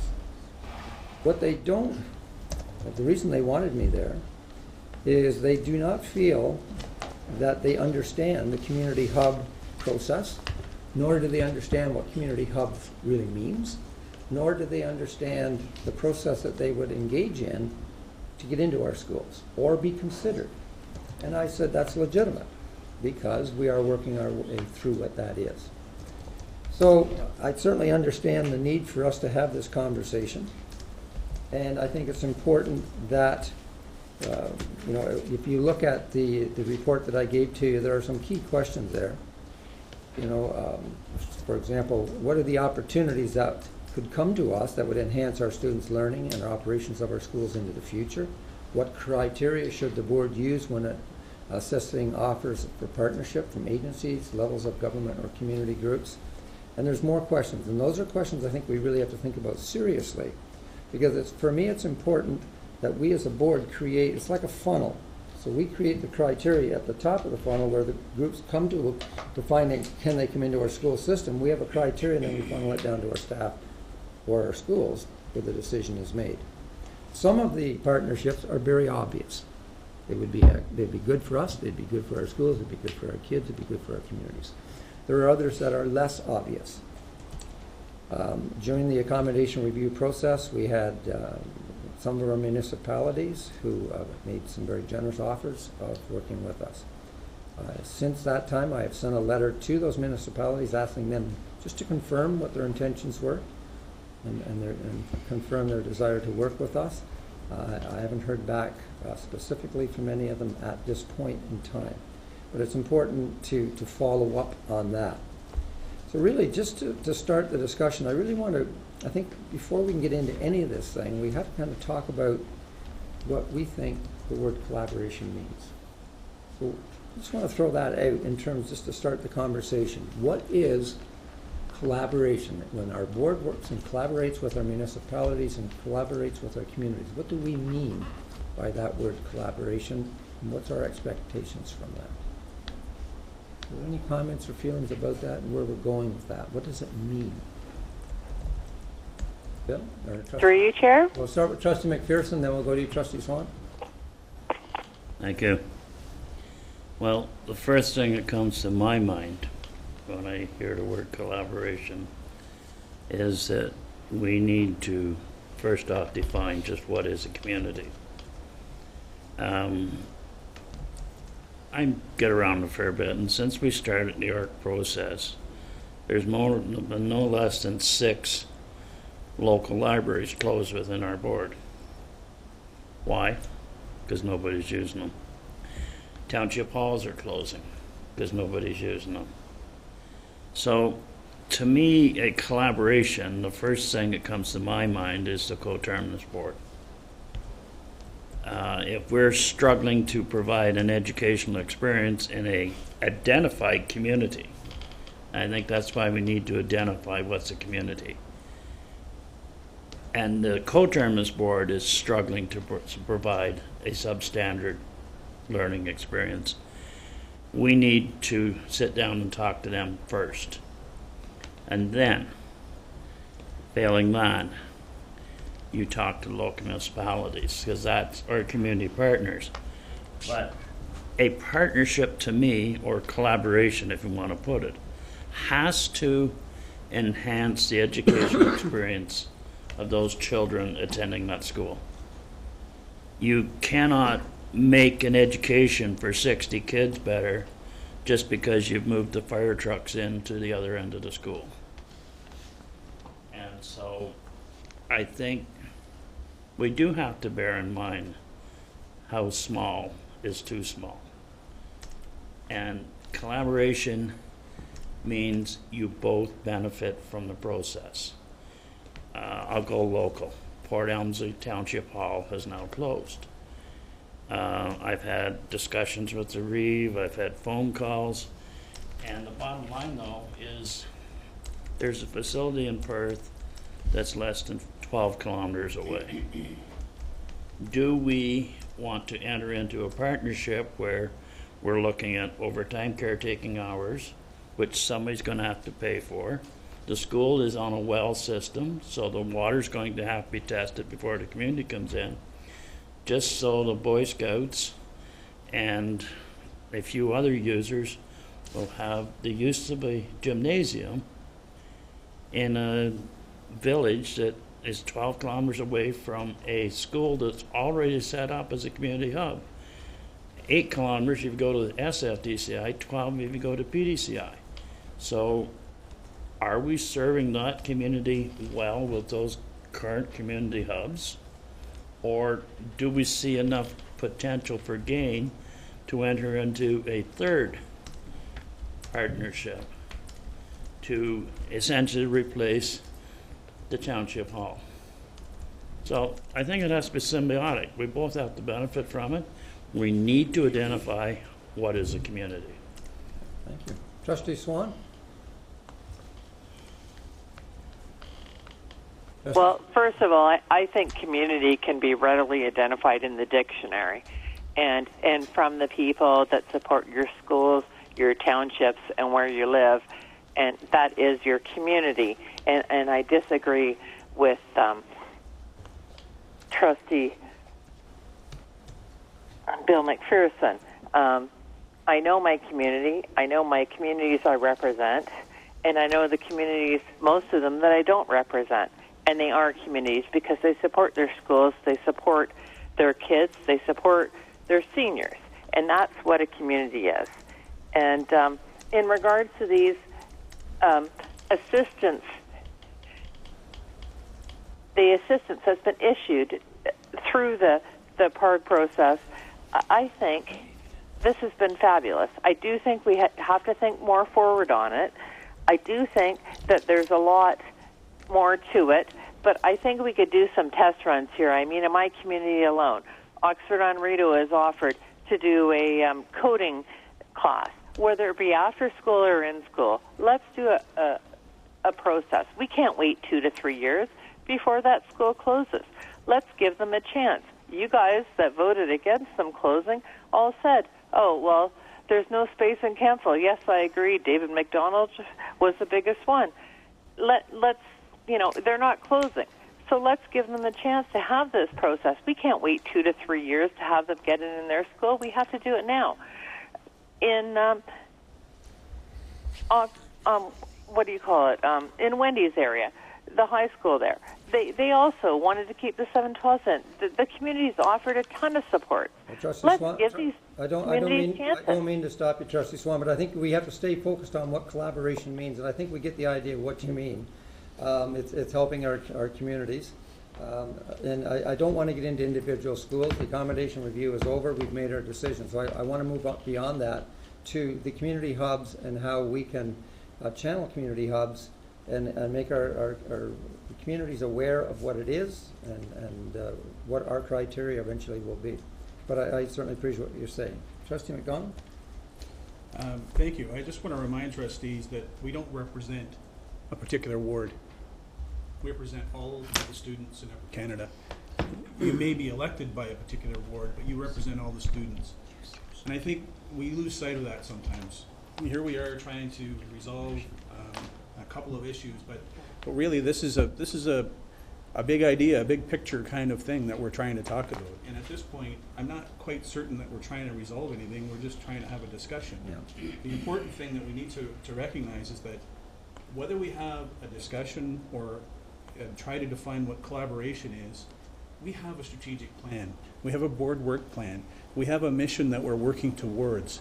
As long as we continue to do that, we need to focus on that.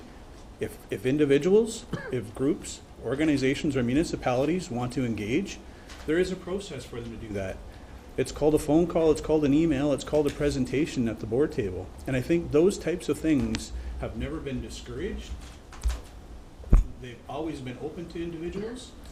But what we're trying to look at, I think, at this point, and I'm not quite certain, is how do we go out and do that? And I'm not quite certain that we want to do it proactively to try and make sure that we appease some individuals, because our mission and our vision it needs to be at the forefront. And if we happen to come across an organization that will help us with that mission, then that's how we can do something proactively. But if individuals or organizations or municipalities have some idea that they can contribute and help us with our mission, vision, and leading towards student achievement, then that's great. Let's have the conversation. But collaboration, and I think as Trustee McPherson said, is that it needs to be, it's a two-way piece, right? It's not, this is what I want. If you just do this, then we're all happy. That's not collaboration. That's negotiation by a shotgun. So I think we need to make sure that when we move forward, that we continue to at least have conversations, but allow individuals to come and present ideas to the board and let the board make sure that it goes through the typical process. Staff would respond back to us and say, here's how it aligns with what we're trying to do as an organization. Here's why it doesn't align with what we're trying to do as an organization, and respect the fact that staff are, the director, I guess, first, is charged with the duty that we have relayed to you to make sure that our students are achieving, that we have the fiduciary responsibility for the funds that we have, there's well-being associated to it.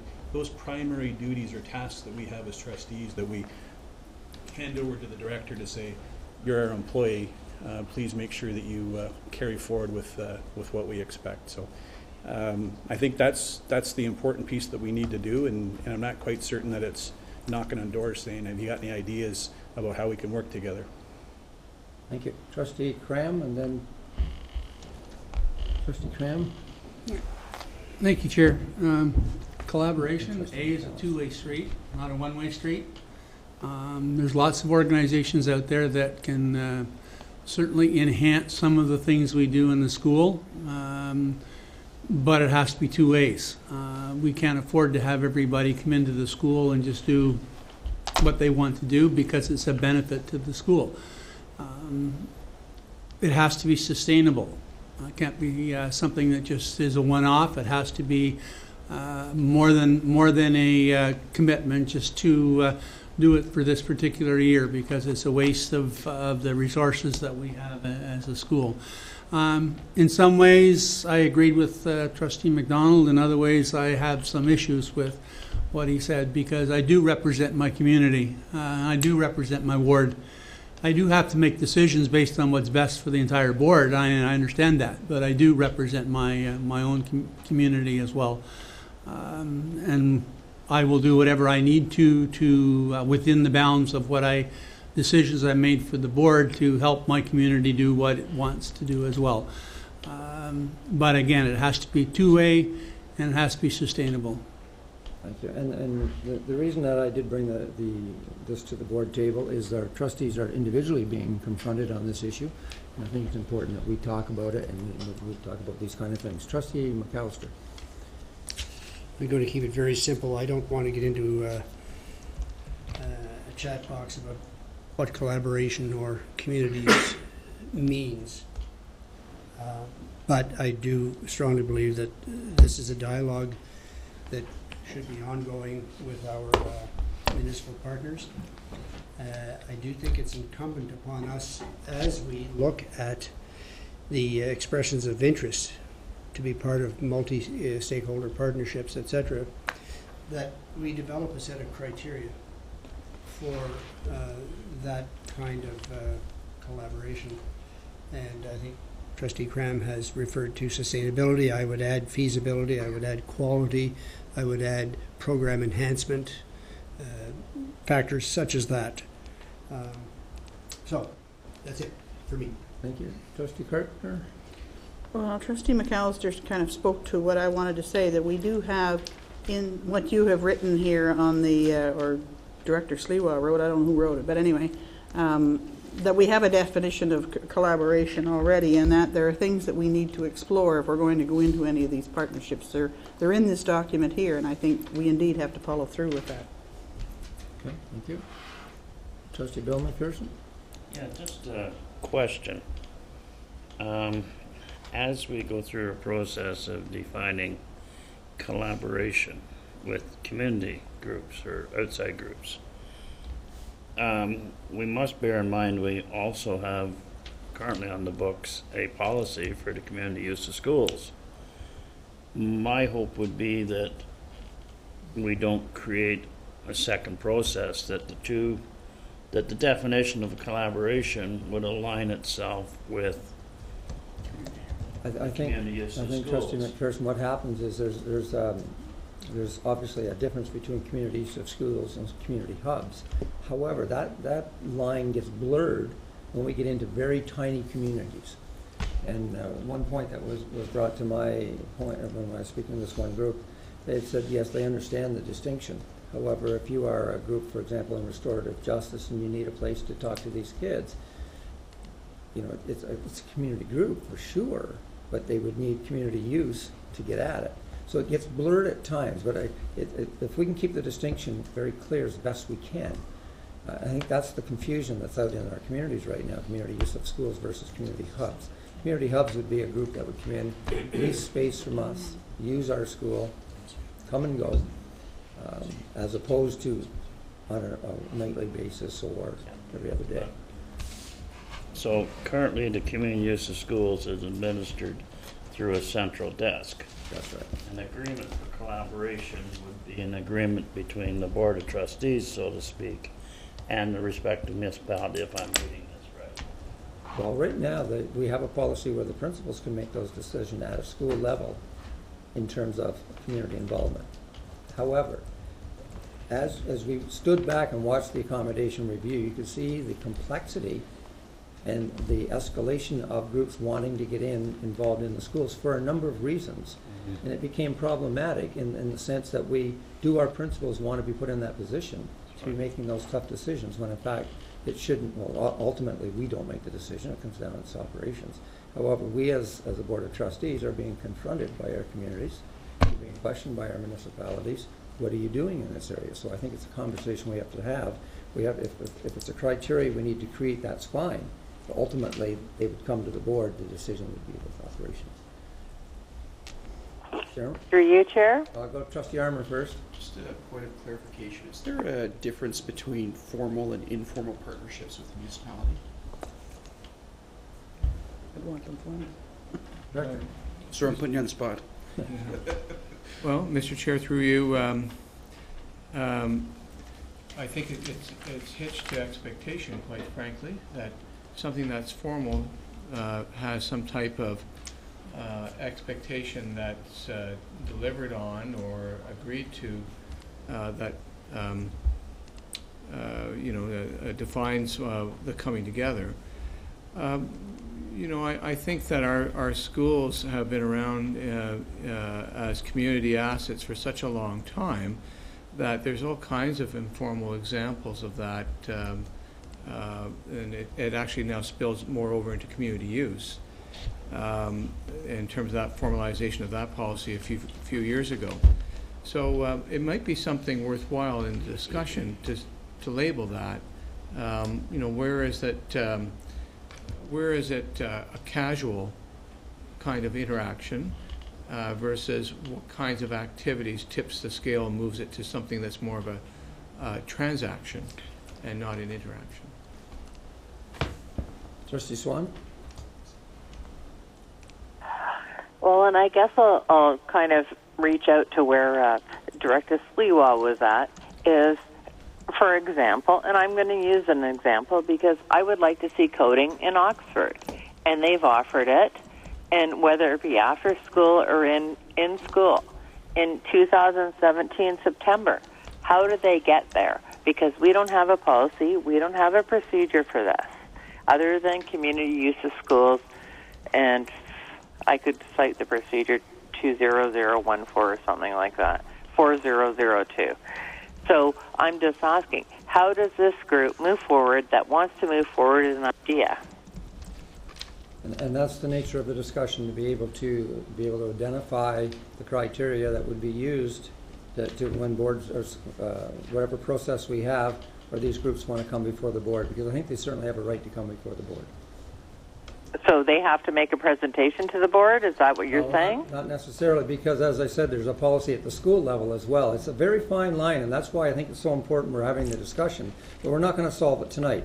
So really what I'm looking for out of tonight's discussion is our next step, because that'll be an important step. Well, that's what I'm looking for too. Yeah, and the next step is going to, it will not be a decision made here. The most likely next step would be to take this to a committee and discuss it at committee level. Which would never in a million years probably make it for September 2017, right? Well, right now, I can honestly say that we're probably not looking at community hubs until the fall. It's very sad. Who was next on? Trustee Armour and then Trustee Bill McPherson. Just to follow up on formal versus informal partnerships. I believe that we do need to keep decision-making at the local level with our local leaders. I think that's important. But at the same time, if we are more formal in our partnerships, that might need to come up through the leadership channels, especially when it involves money. So just a comment. So I don't know the right framework for that, but that's where we have to direct. Thank you, Trustee Bill McPherson. Just 2 points. You did send out a letter to the various municipalities that had expressed an interest. When we get that response back, that will perhaps give you a good idea of what their expectations are. And the other thing that needs to come out of this is that if it is to benefit the retention of a local school ABC that's got 105 kids in it, there has to be a process that if there is a revenue flow, say a township agrees to pick up the cost of renting the gymnasium for one night a week for the Boy Scouts, so that they would have access to it at no charge, or that the school would benefit financially from that agreement in some form, that it not disappear into general board revenues, so to speak. It has to enhance, in my opinion, the educational experience of the students in that school. Through you, Chair? Trustee Swan, go ahead. Oh. Yes, Trustee McPherson, I'd just like to say that Benson had free heat and hydro, and the township offered free water. And you sat in that meeting when you voted to close Benson, and you said, Trustee Swan, Trustee Swan, you were on the internet. No, I'm sorry. He was on the internet. I am saying we are done. And he did not attend. He did not attend the school at invitation. I am sorry. This really makes me angry when he asks questions like this.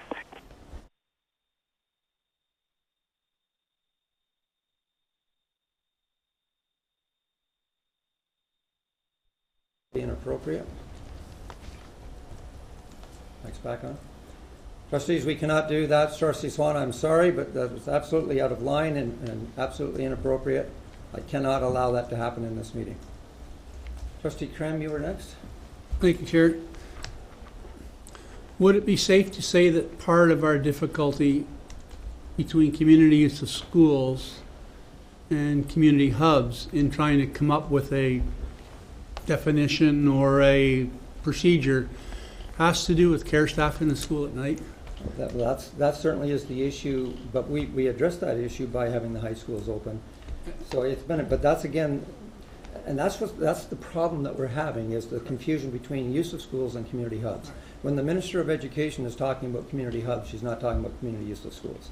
She's talking about setting up partnerships with our communities, with our municipalities, and using that space within the school, or if we need to, share that space with our coterminous board. That's the big picture here, and that's really where the conversation, we have to keep it. And there are situations, I know Trustee Armour, where you've got a group in your community that wants to do something that will enhance the learning experience for not only the school, but it's going to be benefit for a lot. That's a good example. Right now, the letter went out to the municipalities. That's not to say that wasn't the municipality, it was a different group.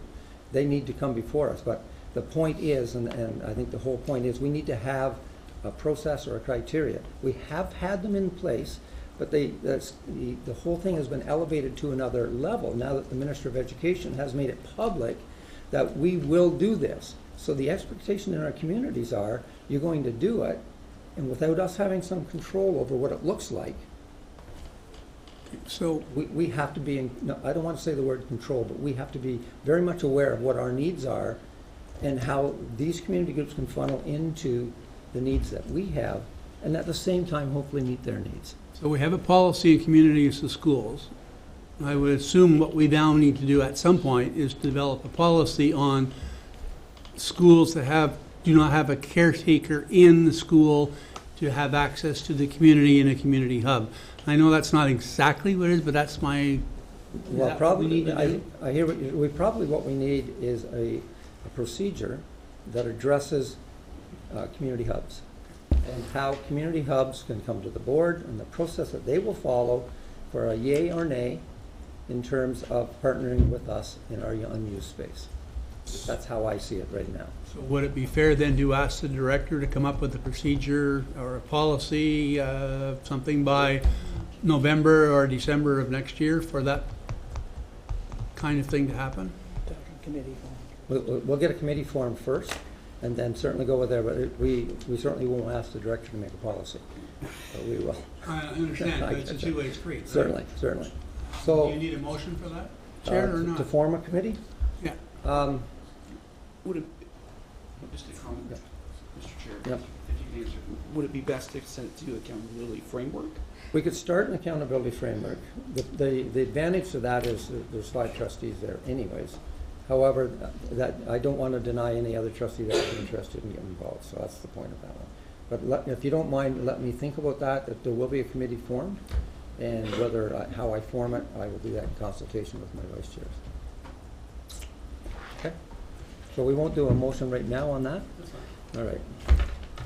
Any other comments or questions on this? Thank you. Moving ahead, I need a motion, because we're past the 10 o'clock.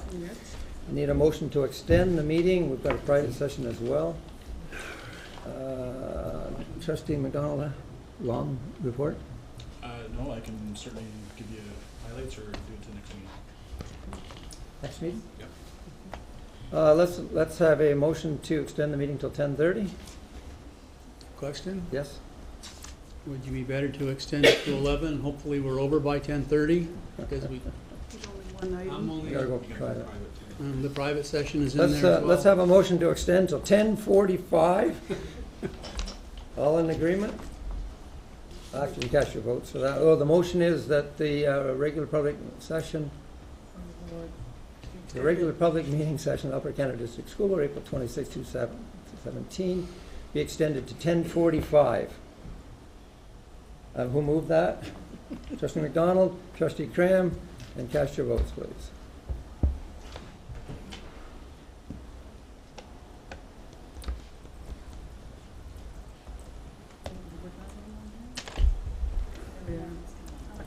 And that should carry. Thank you very much. That carries. Okay, moving on to SEAC, a report from SEAC. I'll turn that over to the chair of that committee, Bill McPherson. Trustee McPherson. Thank you. We're doubling up in our meetings until June because I think we set a record last winter for canceling meetings. We went 3 months in a row thanks to Mother Nature. There was nobody else wanted the job for chair, so I took it again. Nobody wanted a job for vice chair, so Kimberly Wright was acclaimed for SEAC vice chair. I'm going to keep it short and sweet. We had a presentation on the provincial demonstration schools by Leslie Lehman. Then we looked at the projected spec ed funding, a presentation by our superintendent of business, Nancy Barkley. Then we went into meeting number 2. We did a wee bit of agenda setting. We've agreed to have an extra meeting in May simply because we've got so much work to do between now and June. And we also had a quick review of the special education assistant staffing presented by our superintendent, Valerie Allen. That's it in a nutshell. That was it. Thank you very much. Any comments or questions?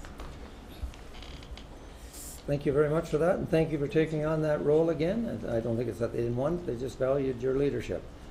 No. No response. Thank you very much. Trustee McDonald, a report from OSWA? I think we're going to do it next meeting. Next meeting. Oh, we're going to move that to the next meeting? Fine. Director, you have any comments? Just briefly, Mr. Chair, just a reminder to trustees that you would have received an invitation to attend the Truth and Reconciliation Commission +2 day of reflection that Superintendent Edwards and her team is helping to host again this year. It was an incredibly successful, very powerful learning opportunity for our students last year. We know that many of you were able to join us last year, some were not, and hopefully you'll be able to find a place in your calendar, if you can, to join us this year. Secondly, Mr. Chair, I just wanted to indicate next week is Education Week, and the theme of Education Week in the province of Ontario is Ontario 150. Trustees know that the board has fully committed to supporting Canada 150 as a focus for learning and celebration in many of our schools. Each day from May 1 to May 5, we have events that will be happening in our schools. We'll make sure that you have that information in the case that it's in your local community. You'll know that it's transpiring. And we look forward to our students celebrating the great province and the great country that they live in. Thank you, Director.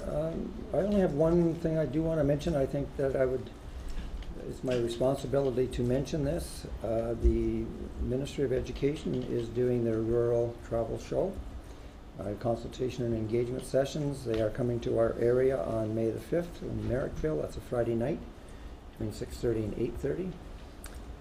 We do not have any details. That didn't come from the ministry. It came through the ministry through OPSPA. So as far as knowing any details about how the meeting will be run, we have no idea. But I just wanted on record that I have mentioned it. And I think it's important that it's at least mentioned. But I have absolutely no details because it did not follow the normal channels. Okay. I need a motion that the Upper Canada District School Board move into Committee of the Whole, moved by Trustee Armour, seconded by Trustee McDonald. I'll ask you to cast your votes.